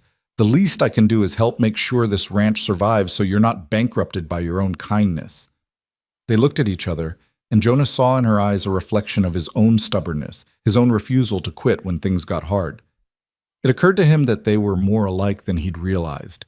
2 people who'd been knocked down by life and had simply refused to stay down. All right, he said, we'll try it your way. Expand the garden, get more chickens, see about the sowing. But Mara, I need you to understand something. This land is hard. It takes more than it gives most years. Even with all our efforts, we might still fail. Then we fail, Mara said simply. But at least we'll fail trying, not sitting around waiting for things to get better on their own. Over the next few days, Jonah recovered slowly. His shoulder remained painful but functional, and the exhaustion gradually lifted. Mara had been right. The ranch had survived without him. Thomas proved surprisingly capable, and even the younger children had stepped up, each finding ways to contribute. Daniel, now fully recovered from his fever, helped Luke feed the chickens every morning. The two youngest boys had developed a routine, working together with the easy companionship of siblings. Sarah and Emma had taken over laundry duties, hauling water and scrubbing clothes with a thoroughness that put Jonah's bachelor efforts to shame. And Mara had transformed the garden. What had been a neglected patch of struggling vegetables was now neat rows of healthy plants. Tomatoes, beans, squash, even some lettuce that somehow survived the heat. She worked in the early morning and late evening, coaxing life from the reluctant soil with the same determination she brought to everything else. Jonah was sitting on the porch, his shoulders still in a sling Mara had fashioned from an old shirt, when Caleb Morton rode up for the third time. The man's face was set in hard lines, and he didn't bother with pleasantries. "Reed, we need to talk." "Then talk." Morton dismounted, tied his horse, and stomped up onto the porch. "This has gone on long enough. That woman and her children have been here for over a month now. They're not guests anymore. They're squatters. They're helping run the ranch. They're bleeding you dry." Morton's voice rose. "I've seen this before, Reed. People take advantage of soft-hearted fools, make themselves indispensable, and the next thing you know, they're claiming rights to your property. That's not what's happening here, isn't it?" Morton leaned in close. "You nearly died running errands for them. Your ranch is being run by children and a woman. You're letting them make decisions about your land, your resources. How long before she's got you convinced you need to marry her for propriety's sake? How long before she's got legal claim to half of everything your father built?" Anger surged through Jonah, hot and immediate. He stood, ignoring the protest from his shoulder. "You're out of line, Morton." "I'm being honest. Someone needs to be." Morton straightened. "I came here as a neighbor to warn you, but I can see you're too far gone to listen. So let me be clear about something else. When this falls apart, and it will, don't expect any help from me. You made your choice. You live with the consequences." "I already am living with them," Jonah said coldly, "and I'll take those consequences over your kind of help any day." Morton's face darkened with rage. For a moment, Jonah thought the man might actually take a swing at him, but Morton controlled himself, stepped back, and headed toward his horse. "You're a fool, Reed," he said, mounting up, "and you'll regret this." He rode off, leaving Jonah standing on the porch, fists clenched. The confrontation had shaken something loose in him, anger at Morton's presumption, certainly, but also a deeper realization. The man was right about one thing. Decisions needed to be made. He couldn't keep operating in this undefined space where Mara and her children were both guests and workers, neither fully family nor fully employees. That evening, after the children had gone to bed in the shed, Jonah asked Mara to stay behind. She stood in the doorway, backlit by lamplight, waiting. "We need to talk," Jonah said. "About the future. About what this is." Mara's expression didn't change, but he saw her shoulders tense slightly. "All right." "Morton came by again today. Said some things, most of them ignorant and mean-spirited, but he raised a point I've been avoiding." Jonah chose his words carefully. "You and the children can't live in that shed forever. Winter's coming. It's not insulated, barely heated. You'll freeze." "We've survived cold before." "I'm sure you have, but you don't need to, not when there's a better option." Jonah took a breath. "I'm going to build you a cabin. Small, but solid. Behind the barn, where there's good drainage and some shelter from the wind. It won't be fancy, but it'll be warm and dry, and yours." Mara stared at him. "Jonah, we can't ask you to—" "You're not asking. I'm offering." He held up a hand before she could protest further. "This isn't charity, Mara. This is practical. You're contributing to this ranch in real ways. You deserve proper housing. And besides, I've been thinking about what you said. about making this place sustainable. If we're going to do that, we need to think long term. And long term means proper shelter for everyone. A cabin, Mara said slowly, as if testing the word. Our own cabin. It'll take time to build. I'll need help, and I'm still recovering. But we can start with the foundation, get the frame up before the cold sets in. Even if we don't finish everything before winter, we can at least have the basic structure done. Mara moved closer, and in the lamplight, Jonah could see tears tracking down her face. Not sad tears, but something else. Relief, gratitude, hope. Why are you doing this? She asked softly.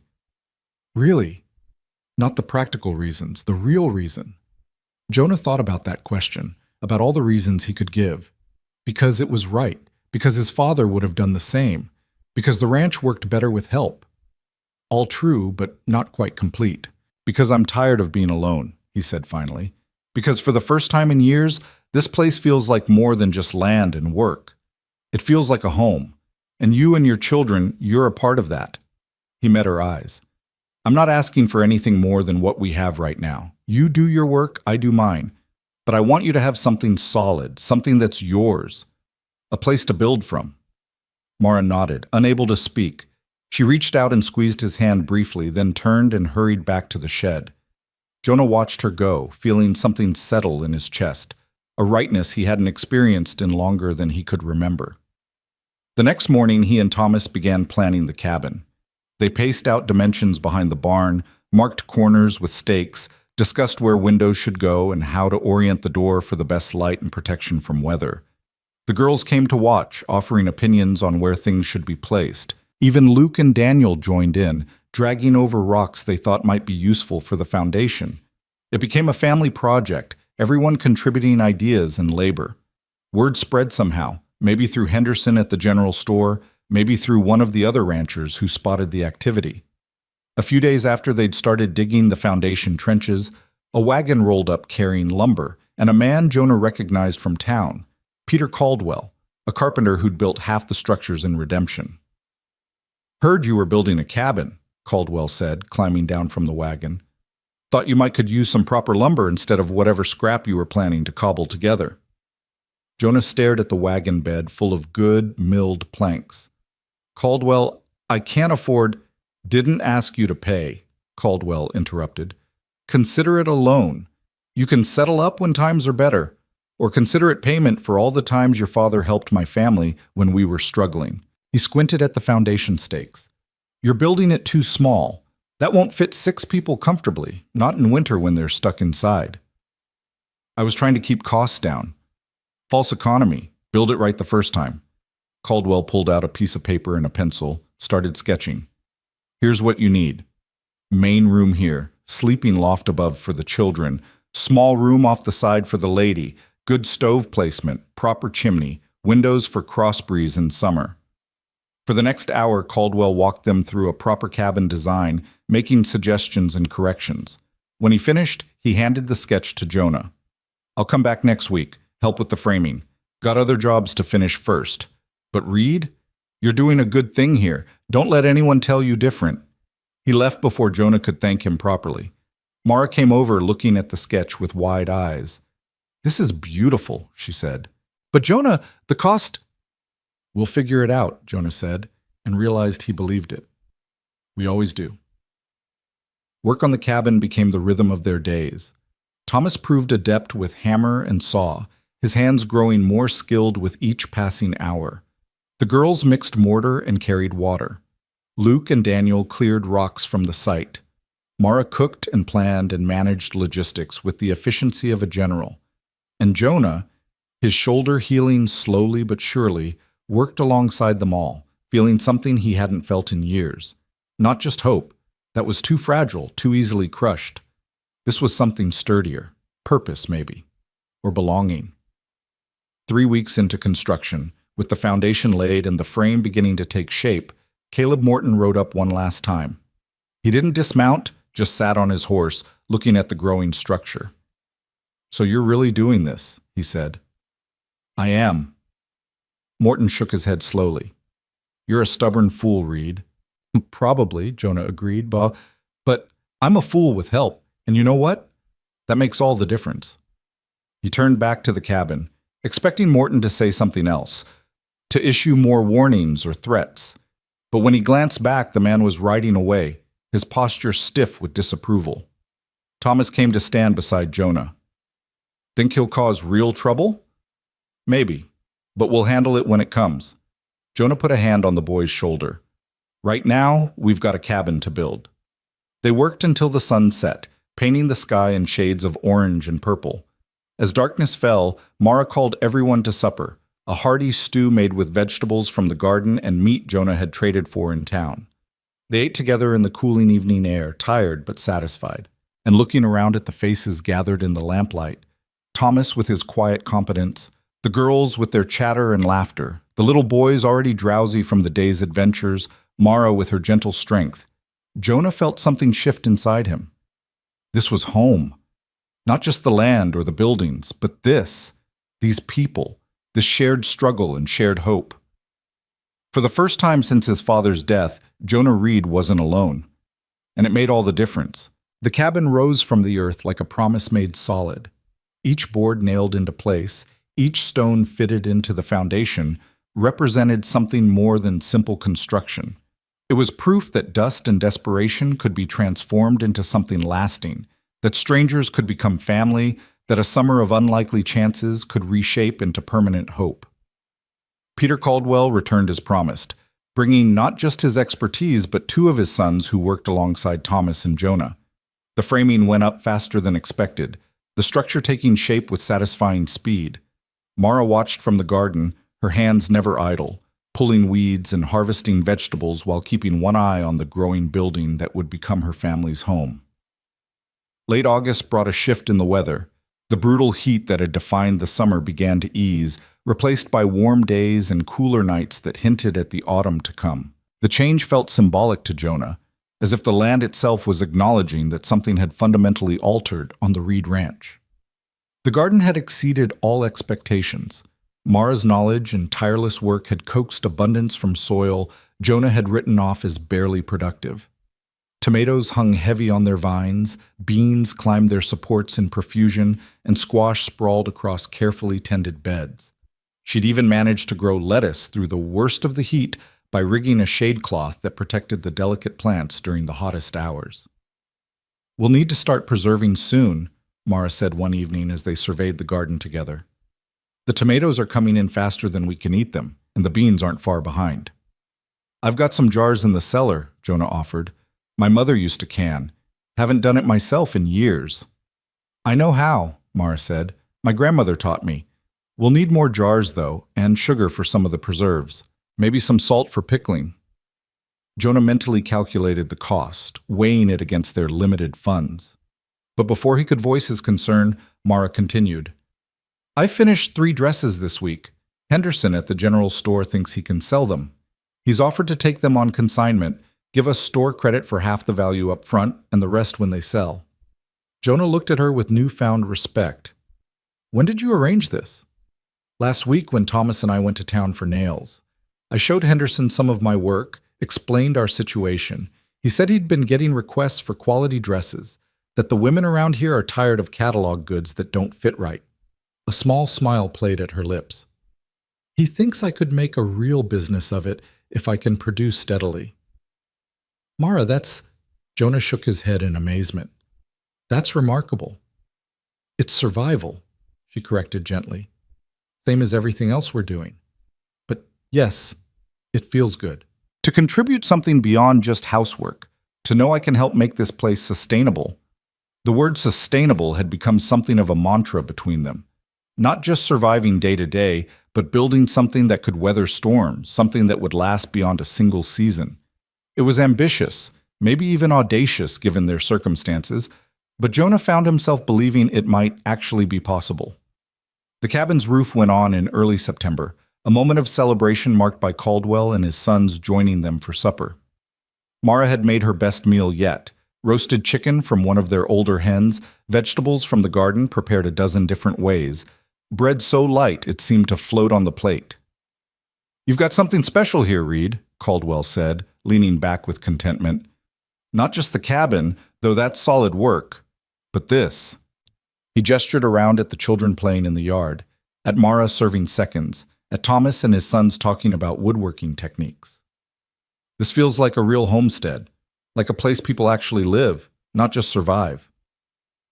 Jonah understood what he meant. The ranch had changed in ways that went beyond the physical improvements. There was laughter here now, voices calling to each other across the yard, the comfortable chaos of children and chores and shared meals. The loneliness that had defined this place for so long had been replaced by something warmer, something that made the hard work feel worthwhile. After Caldwell and his sons left, Jonah walked through the cabin with Mara. The interior still needed work, walls to be finished, a floor to be properly laid, the sleeping loft to be completed, but the bones were strong. You could see what it would become. The children are going to love having their own space, Mara said, running her hand along one of the smooth wall beams.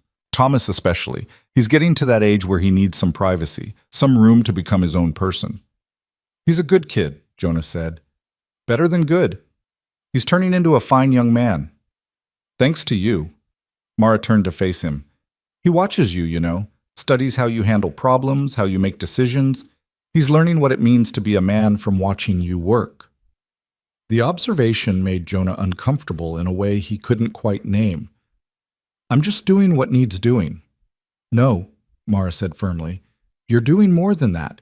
You're showing him that being strong doesn't mean being hard, that you can be kind without being weak, that real men take care of people, even when it's difficult. She paused, her voice softening. His father never taught him any of that. He only taught him what not to be. They stood in silence for a moment, the weight of unspoken understanding hanging between them. Finally, Jonah cleared his throat. We should get the children settled for the night, early start tomorrow. But Mara didn't move. Jonah, I need to say something about what we're building here, about the future. Something in her tone made Jonah's heart beat faster. All right. I know this started as temporary, you helping us until we could get back on our feet, figure out where to go next. But I don't want to go anywhere else. The words came out in a rush, as if she'd been holding them back for weeks. The children are thriving here. Thomas has purpose. The girls have stability. The little ones are healthy and happy. And she took a breath. I'm happy too. For the first time in longer than I can remember, I wake up not dreading what the day will bring. I wake up wanting to work, wanting to build, wanting to stay. You can stay, Jonah said quietly. I thought that was understood. Is it? Mara challenged. Or are we still in this undefined space where we're guests who've overstayed our welcome, charity cases you can't quite bring yourself to turn out? That's not... I need to know, Jonah. Her eyes held his, unflinching. I need to know if we're building towards something permanent or if this is all temporary and I'm just fooling myself into believing otherwise. Jonah thought about Morton's warnings about the risks and complications of making this arrangement official in any way. But he also thought about how empty the ranch had felt before, how the work had seemed endless and pointless when there was no one to share it with. He thought about Thomas's steady competence, Sarah and Emma's laughter, Luke and Daniel's innocent joy at simple things. He thought about Mara's strength and intelligence, her refusal to be anything less than a full partner in the work of survival. I want you to stay, he said, all of you. Not as guests or charity cases, but as... He struggled for the right word. As family, as partners in making this ranch work. Relief flooded Mara's face, so intense it was almost painful to witness. Partners, she repeated. I like that word. There's practicalities we'll need to work out, Jonah continued, wanting to be clear. Legal things, eventually. Making sure you and the children have protections, have rights to what we build together. I'm not trying to trap you here or make you dependent. I want this to be a real partnership, with everything that means. I understand. Mara's voice was steady now, businesslike. And I agree. We should make things official, proper, for the children's sake if nothing else. They need stability, need to know this is really their home. They shook hands on it, a formal gesture that felt appropriate for the magnitude of what they were agreeing to. But as Jonah's hand clasped Mara's, he felt something shift between them. Not romance exactly, but a deepening of connection, a recognition that their fates were now truly intertwined. The next weeks were a flurry of activity. The cabin's interior took shape rapidly, with Thomas proving particularly skilled at the finish work. He installed the windows with painstaking care, ensuring they'd seal properly against winter winds. The girls helped whitewash the walls, turning the raw wood into bright, clean surfaces. Even Luke and Daniel contributed, smoothing the floorboards with heavy stones wrapped in cloth. Mara's sewing business grew faster than expected. Henderson sold her first 3 dresses within days and ordered 6 more. Women began stopping by the ranch to commission specific pieces, offering measurements and fabric choices. Word spread through the community about the quality of her work, about the careful stitching and thoughtful designs that made each garment special. One woman came from nearly 20 miles away, having heard from her sister about a dress that fit perfectly and lasted through hard use without falling apart. The small room Jonah had originally planned as Mara's sleeping space transformed into a proper workspace, with good light from south-facing windows and a table for cutting patterns. She worked late into the evening sometimes, her needle flashing in lamplight, while the children slept peacefully in the main room. Jonah often found himself watching from his own porch, seeing the glow from her window, and feeling grateful that his lonely ranch had become a place of such industry and purpose. The chicken flock expanded to 20 birds, a mix of laying hens and a rooster Thomas had traded for with another rancher's son. The boy had ridden out on his own, negotiated the deal, and returned with the rooster perched proudly on his saddle. The increased egg production meant they could sell extras in town, bringing in small but steady cash. Jonah built additional coops and runs, and the children took pride in their growing enterprise. Emma had indeed named every hen, and she could tell them apart by slight variations in their feathers that Jonah couldn't distinguish.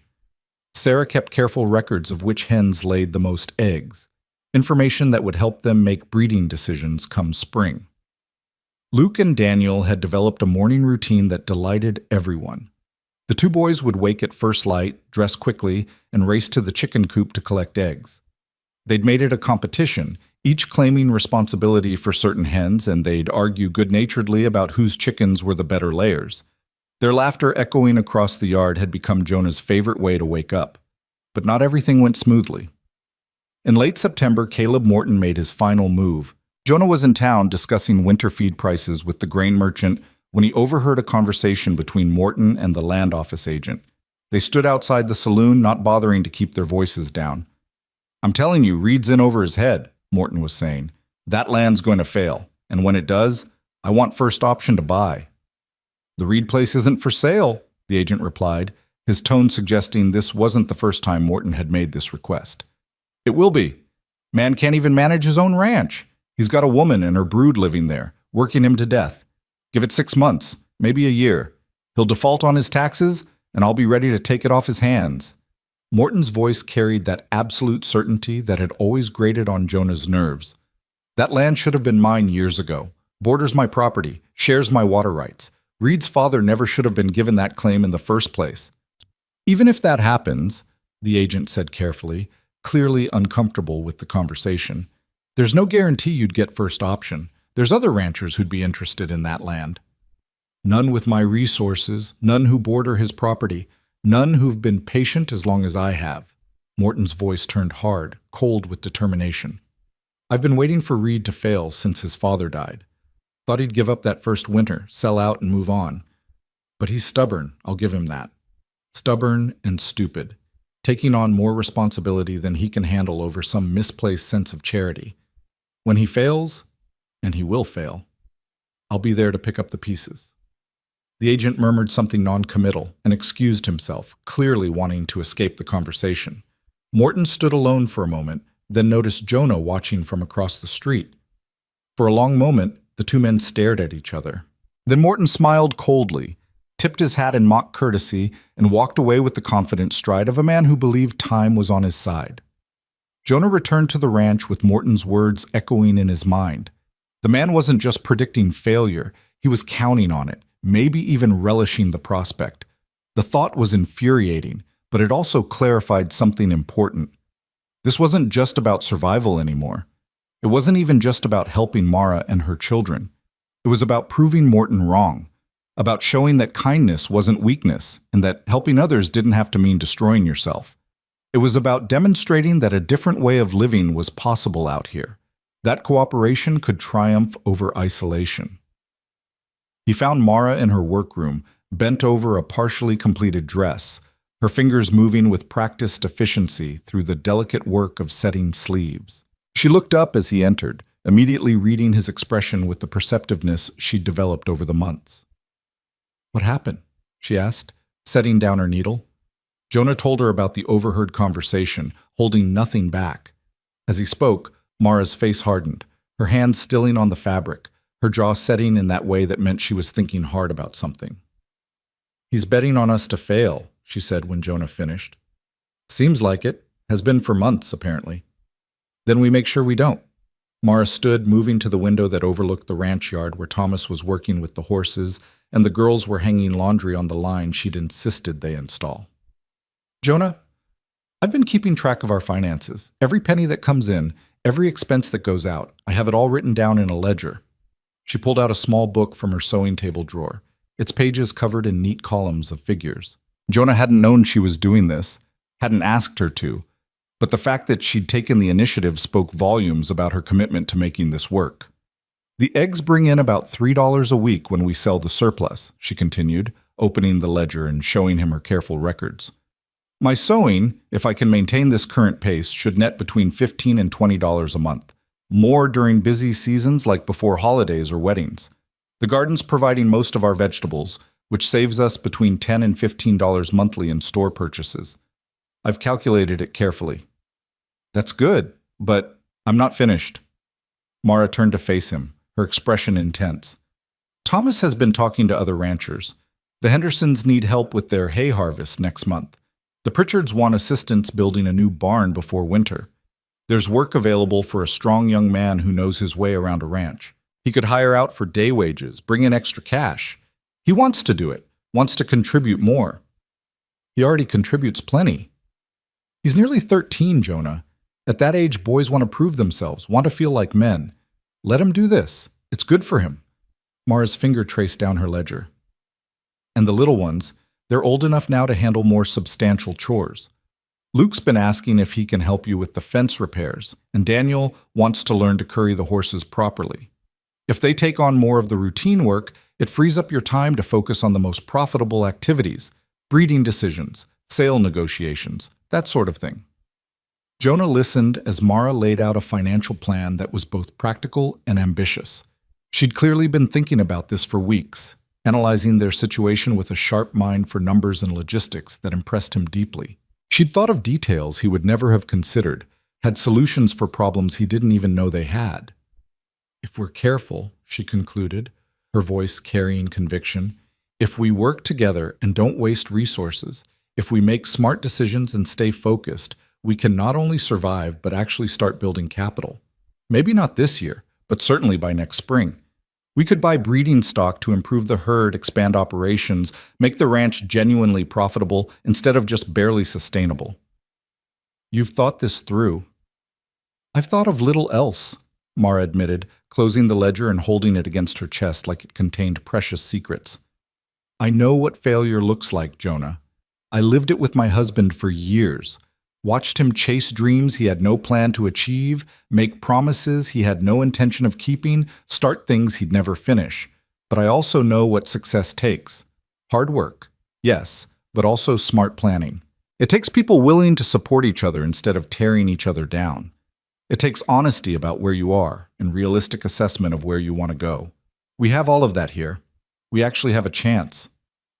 Looking at her determined face, at the ledger she'd clearly been maintaining in secret, at the evidence of her careful planning and preparation, Jonah felt something he'd thought long dead stir in his chest. Hope. Real, substantial hope that maybe, just maybe, they could actually make this work. Not just survive, but thrive. Not just endure, but build something that would last for generations. "All right," he said, making the decision. "Let's do it. Let's prove Morton wrong and build something that lasts. Let's show everyone that there's a different way to live out here." Mara's face broke into a brilliant smile, the kind that transformed her from merely pretty to genuinely beautiful. "We'll need to be strategic. We'll need to stay disciplined. But yes, we can do this. I know we can." October brought the first frost, delicate and beautiful, transforming the ranch into something from a winter fairy tale for a few precious hours before the sun burned it away. The frost etched intricate patterns on the windows, turned the grass into a field of silver, made everything look clean and new and full of possibility. The children woke to find this transformed world and ran outside in wonder, their breath making clouds in the cold air, their laughter ringing clear in the crisp morning. The garden's production slowed as the weather cooled, but Mara and the girls had already preserved an impressive stockpile. Jars of tomatoes and beans and pickles lined the cellar shelves in neat rows, along with dried herbs hanging from the rafters and bins of stored root vegetables that would last them through the winter. Every time Jonah went down to the cellar, he was struck by the abundance they'd created. This time last year, he'd had a few jars of preserved food and had supplemented mostly with store-bought goods he could barely afford. Now they had enough to weather a hard winter and still have some to spare. The cabin was finished just in time. On a crisp Saturday morning in mid-October, the Hale family moved from the shed to their new home. It wasn't a long journey, just across the yard, a distance that took less than 5 minutes to walk. But the significance was profound. The children made a game of it, carrying their few possessions with elaborate ceremony, as if they were moving into a palace instead of a simple cabin. Thomas carried the family Bible that had belonged to Mara's grandmother, handling it with reverence. Sarah and Emma brought the quilts they'd been working on with their mother, bright patchworks of color made from fabric scraps. Luke proudly bore the wooden horse Jonah had carved for him during a long evening on the porch. Daniel clutched a small box containing the rocks and interesting things he'd collected around the ranch, his personal treasures. Mara was the last to enter, carrying nothing but looking at everything. She stood in the main room, turning slowly to take it all in. The sturdy walls that would keep out the winter cold, the windows that let in light and air, the stove that would cook their meals and warm their home, the real beds instead of pallets on the floor, the table where they could gather for meals and conversation. Tears streamed down her face as she looked around at what had been built for her family. "It's perfect," she whispered, her voice breaking. "Absolutely perfect." Thomas put his arm around his mother's shoulders, standing tall despite his slight frame. "We have a real home now," he said quietly. Finally. That evening, they gathered for a celebration supper in the new cabin. Jonah brought food from his house, and Mara cooked it on the new stove, the smell of baking bread filling the space and making it smell like a home instead of just a structure. They ate together, crowded around the table Thomas had constructed with such care, and for the first time since finding them in that broken wagon, Jonah saw the Hale family completely at peace. "I want to propose something," Jonah said when the meal was finished and they were lingering over coffee, real coffee, a luxury they'd allowed themselves for this special occasion. "A formal arrangement, put down in writing and filed with the land office. Mara and I are partners in this ranch, equal partners. The work we do, the profits we make, the decisions we take, they're shared equally. And if something happens to me, the ranch goes to all of you. No questions, no complications, no relatives showing up to claim what isn't theirs." Mara started to protest, but Jonah held up his hand. "I'm not trying to be morbid. I'm trying to be practical. You need security, legal protection, and I need to know that if the worst happens, you and the children will be taken care of. This needs to be official, needs to be recognized by law." "What about your family?" Thomas asked quietly, his young face serious. "Don't you have relatives who'd have a claim? Uncles or cousins or someone?" "None that I've spoken to in a decade. None that ever cared about this place, or about me." Jonah looked around the table at each face in turn, Thomas's earnest concern, Sarah's wide-eyed attention, Emma's thoughtful expression, Luke and Daniel's sleepy contentment, Mara's careful composure masking deep emotion. "You're my family now. That means something. That means everything." They talked late into the night, hammering out details, discussing futures that felt suddenly possible instead of merely hopeful. They made plans for spring planting, for expanding the chicken operation, for Thomas's work with neighboring ranches, for growing Mara's sewing business. They talked about education for the children, about building a future that would give them opportunities beyond just survival. When Jonah finally walked back to his own house, the moon was high and bright, illuminating the ranch in silver light that made everything look magical. He looked back at the cabin, at the warm glow of lamplight in the windows, at the smoke rising from the chimney, at the evidence of life and family and purpose. Home, he thought. This is what home looks like. Not just shelter, but somewhere people belong to each other. November arrived with surprising gentleness. The hard freeze everyone expected held off, granting them extra time to finish preparations for winter. Thomas hired out to 3 different neighboring ranches, coming home exhausted each evening, but with coins in his pocket that he proudly added to the family fund Mara kept in a small tin box. The boy grew stronger with the work, his shoulders broadening, his hands developing calluses, his confidence building with each successful job. Mara's sewing business continued to grow beyond their expectations. She'd started training Sarah in basic stitching, preparing to eventually expand the operation. The girl had a natural talent for it, her small fingers nimble and precise.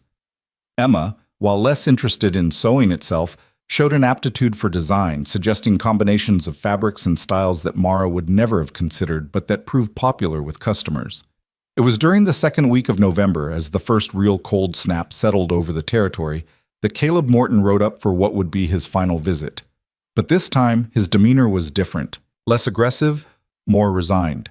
He sat on his horse for a long moment before dismounting, as if gathering courage for something difficult. "Reed," he said. "Got a minute?" "What do you want, Morton?" Jonah's voice was wary. He'd learned not to trust the man's shifts in mood. The big man looked around the ranch, taking in the improvements with what might have been grudging respect. The new cabin with smoke curling from its chimney, the expanded chicken coops, the well-maintained barn, the organized yard. His gaze lingered on Thomas and Luke working together to stack firewood, on the girls hanging laundry despite the cold, on the general air of purposeful activity. "Looks like you've managed to make this work after all," Morton said finally. "We have. I heard about your arrangement with the woman, the partnership." Morton shifted his weight, uncomfortable. "Heard you're planning to make it legal, put it in writing with the land office. News travels fast. Small community. People talk." Morton was quiet for a moment, then sighed, a sound that seemed to come from deep in his chest. "I came to apologize." Jonah stared at him, genuinely shocked into silence. "You what?" "I was wrong. About you, about them, about what would happen here." Morton's voice was rough, the words clearly difficult for a proud man to say. "I've been ranching 30 years, Reed. Seen a lot of people try and fail. Seen families broken by this land, seen dreams crushed by drought and debt and bad luck. Got bitter about it, I guess. Started assuming everyone would fail. Started maybe even wanting them to, so I could feel justified in my own choices, in my own loneliness." "Morton, let me finish. I need to say this." The older man held up his hand and Jonah saw it was shaking slightly. "I watched you nearly die trying to save that boy. Watched you work yourself to the bone building that cabin. Watched those children transform from scared, half-starved things into capable young people. Watched that woman turn a failed garden into something productive. And I realized something. You're not failing. You're succeeding in ways I never did, in ways I never even tried." "I don't understand." "I built a profitable ranch," Morton said slowly, choosing his words with care. "Biggest spread in 3 counties. Got more cattle, more land, more money than most men around here will see in a lifetime. But I built it alone. Drove away anyone who tried to get close because I thought needing people was weakness. Thought asking for help was admitting defeat. Thought that self-sufficiency was the only virtue that mattered." He paused, his weathered face showing emotions Jonah had never seen there before. "Now I'm 60 years old, sitting in a big house with no one to share it with, no one to leave it to, no one who'll miss me when I'm gone. I'll die alone, Reed, and everything I built will go to distant relatives who never cared about me or this land. That's my legacy." Jonah didn't know what to say. Morton had been his antagonist for months, the voice warning him he was making terrible mistakes, the presence suggesting that kindness was foolishness. To have that voice now admit it had been wrong felt surreal, felt like the world had shifted on its axis. "You've got something I'll never have," Morton continued, his voice thick with regret. "You've got family, real family, the kind you choose, the kind that's built on more than just blood or obligation. You've got children who respect you because you've earned it, not because they have to. You've got a partner who works alongside you instead of demanding you handle everything alone. That's worth more than all the cattle in Colorado. That's worth everything. I appreciate that, Jonah said finally, finding his voice. And for what it's worth, I'm sorry you're alone. That can't be easy. It's my own fault. Made my choices. Have to live with them. Morton remounted his horse, moving with the stiffness of age and regret. But you, Reed, you made different choices. Better ones. I wanted you to know I see that now. I wanted you to know that I was wrong to try to discourage you, wrong to predict your failure. You're building something real here, something that'll outlast both of us. He rode away, and this time when Jonah watched him go, it was without anger or resentment. Just a kind of sadness for a man who'd let bitterness and fear isolate him from the very connections that made life bearable. A cautionary tale of what Jonah himself might have become if he'd ridden past that broken wagon, if he'd chosen safety over compassion. Mara emerged from the cabin, having witnessed the exchange from the window. What was that about? She asked, coming to stand beside him. Redemption, Jonah said. I think, or maybe just regret. Hard to tell the difference sometimes. She slipped her hand into his, a gesture that had become natural between them over the months. Not romantic. They'd been careful to maintain appropriate boundaries, mindful of propriety and the children's perceptions, but companionable. Partnership expressed through simple touch. The children want to know if we can have a proper celebration for finishing the cabin, Mara said. Maybe invite some of the neighbors, the Caldwells, Henderson from the store and his wife. Show people what we've built together. I think that's a fine idea, a very fine idea indeed. The celebration happened on a Saturday in late November, just as the first real snow began to fall in fat, lazy flakes that promised a gentle storm rather than a blizzard. The Caldwells came with their sons and their wives, bringing laughter and noise and good cheer. Henderson arrived with his wife and their teenage daughter, contributing fresh bread and preserves that his wife had made. And to everyone's surprise, even the land office agent and his family appeared, bringing dried apples and honey and warm congratulations. The cabin filled with voices and laughter, children running between adults, food appearing from seemingly nowhere as each family contributed dishes. Roasted meat and fresh bread, preserved vegetables and dried fruit, pies and cakes that represented hours of work. Someone brought a fiddle, and soon there was music filling the small space, spilling out into the snowy afternoon. Thomas showed the Caldwell boys the improvements they'd made to the barn, explaining with pride the work they'd done to reinforce the structure and expand the stalls. Sarah and Emma performed a song they'd been practicing in secret, their young voices surprisingly harmonious as they sang about home and family. Luke and Daniel demonstrated how well they could feed the chickens now, their small faces serious with concentration as they explained the routine they'd developed. And Jonah stood with Mara, watching it all, feeling overwhelmed by the sheer improbability of this moment. 6 months ago, he'd been alone, struggling, wondering if he had the strength to face another winter. The ranch had felt like a burden, a responsibility he carried more from stubbornness than any real hope. Now his home was full of people and purpose, full of life and possibility, full of evidence that something real and lasting could be built even in this hard country. Thank you, Mara said quietly, her voice meant only for him beneath the music and conversation. For everything. For taking us in when you had no reason to, for giving us a chance when most men would have ridden past, for helping us build this life. Thank you, Jonah countered, for seeing potential in this place when I'd almost given up on it, for bringing your children and your strength and your refusal to quit, for showing me that I didn't have to be alone, that asking for help wasn't weakness. You saved this ranch as much as I saved you, maybe more.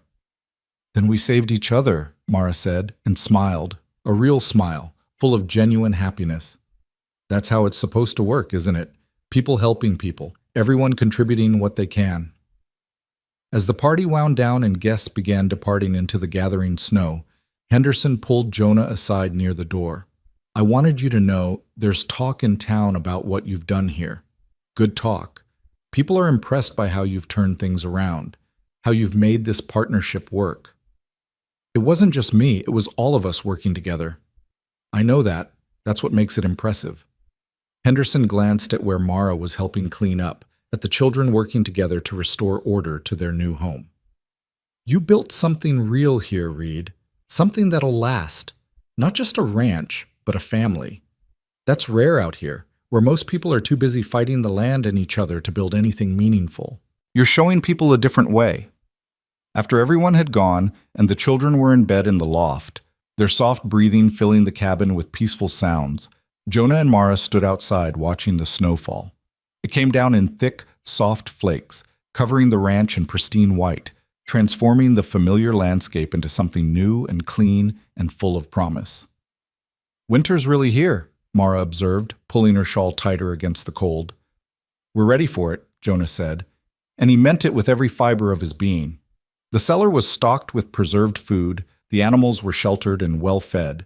Both cabins were tight against the cold with good stoves and plenty of firewood. They'd worked hard through the summer and fall, and now they could face winter, not with dread, but with confidence, not with fear, but with anticipation. "I was thinking," Mara said, her breath making clouds in the cold air. "Come spring, we should plant an orchard. Apple trees, maybe some pear if we can find good stock. It'll take years before they produce anything substantial, but it's an investment in the future. Something that'll still be here when the children are grown." I like that idea very much. And Thomas wants to learn about cattle breeding properly. He's been reading everything he can find, asking questions of every rancher he works for. I think he's serious about making this his life, about taking over the ranch eventually. Jonah thought about the boy who'd arrived months ago, thin and scared and uncertain, trying so hard to be invisible. That boy had transformed into a capable young man with plans and ambitions, someone building toward a future instead of just surviving the present. The change was remarkable, and Jonah felt privileged to have witnessed it, to have been part of it. "He'll make a fine rancher," Jonah said. "Better than I ever was, probably. He's got the right instincts for it." They stood in comfortable silence, watching the snow accumulate on the fence posts and barn roof, on the newly completed cabin and the organized yard. In the cabin behind them, someone, probably Sarah, started singing softly, a lullaby for the younger children, her voice sweet and clear in the quiet night. The sound drifted through the cold air, beautiful and heartbreaking and full of hope. "You know what I realized?" Mara said eventually, her voice thoughtful. "The day you found us, when I was sitting in that broken wagon, absolutely certain we were all going to die, I couldn't imagine any future beyond the next few hours. Couldn't see past the heat and the thirst and the fear that I'd failed my children, that I'd led them to their deaths following a man who'd abandoned us. But now—" She gestured at the ranch, at the cabin, at the life they'd built together. "Now I can see years ahead. I can see Thomas running this ranch with a family of his own. I can see the girls grown and capable and confident. I can see Luke and Daniel becoming men who know what real work means, who understand that family isn't just blood, but choice.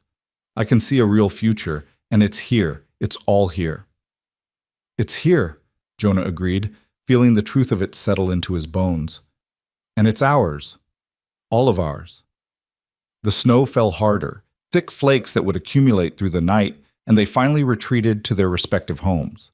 Jonah built up his fire and sat in front of it, warming his hands and his heart, thinking about the impossible summer that had somehow become permanent, about dust turned into home, about strangers become family, about the way kindness could multiply when given freely, about how the hardest choice had turned out to be the best one. Outside, the wind picked up, howling around the corners of the house with that particular sound winter made in the Colorado territory. But inside it was warm and safe. And across the yard, in the cabin he'd built with his own hands and his own determination, 6 people slept peacefully, secure in the knowledge that they belonged here, that this was truly home, that they'd never have to wonder where the next meal would come from, or where they'd sleep, or whether anyone cared if they lived or died. Jonah Reed was no longer alone. And in the morning, there would be work to do, challenges to face, a future to build together. But tonight, with snow falling thick and fast and the fire crackling warm, there was only contentment, only the deep satisfaction of knowing that something good had been built from nothing, that lives had been changed, including his own, that hope had triumphed over despair. He'd taken a chance on a broken wagon and a desperate family. That chance had transformed everything: the ranch, his life, his understanding of what it meant to be strong and what it meant to be alone. He'd learned that real strength came from connection, not isolation. That the heaviest burdens became lighter when shared. That sometimes the best thing a man could do was open his door and his heart to people who needed both. The summer had been brutal and beautiful, full of heat and hardship and unexpected grace. But they'd survived it together, turned its challenges into opportunities, its desperation into determination. And now winter had come, and they were ready. More than ready, they were prepared, organized, working together toward a future that felt increasingly possible with each passing day. Outside, Caleb Morton rode past the Reed Ranch one final time, looking at the lights glowing in two sets of windows, at the smoke rising from two chimneys instead of one, at the evidence of life and family and hope flourishing where he'd predicted only failure. He didn't stop. There was nothing left to say, no warnings left to give, no advice that would change anything. Reed had made his choice and made it work, had proved every prediction wrong, had shown that there was indeed a different way to live out here. Morton continued home to his empty house, while behind him, the Reed Ranch settled into its first winter as something more than just land and labor. It had become a home in the truest sense, not because of the buildings or the boundaries, but because of the people who'd chosen to build their lives there together, who'd decided that this place was worth fighting for, worth working for, worth transforming from dust into something permanent. And when spring came, as it always did, they would plant that orchard Mara had mentioned. They would expand the garden and the chicken operation. They would continue building, continue growing, continue proving that dust and desperation could indeed transform into something solid and lasting. They would show everyone who doubted that partnership was stronger than isolation, that kindness was more powerful than cynicism, that family, however it was formed, was the foundation upon which everything else was built. But that was the future, bright and full of possibility. Tonight there was only this moment, this perfect stillness, this peace earned through summer heat and shared struggle, and the refusal to give up even when giving up would have been easier. Tonight there was family and warmth, and the quiet satisfaction of knowing they'd turned an ending into a beginning, turned loss into gain, turned loneliness into belonging. The snow continued to fall, covering everything in white possibility, erasing the harsh lines and covering the scars, making the world new again. And in the cabin behind the barn, Sarah's lullaby faded into comfortable silence as sleep claimed them all. 6 people who'd almost died in the desert heat, now safe and warm and home, their future secured not by luck or charity, but by the decision one man had made to stop when he could have ridden past, to help when he could have turned away, to believe that some things were worth the risk even when the risk seemed impossibly high. Jonah Reed closed his eyes and smiled, feeling something he hadn't felt in years. Not just contentment or satisfaction, but genuine happiness, the kind that came from knowing you'd done the right thing, had made the hard choice, had let people into your life even when it would have been safer to stay alone. Tomorrow would bring its own challenges, its own work, its own small victories and setbacks.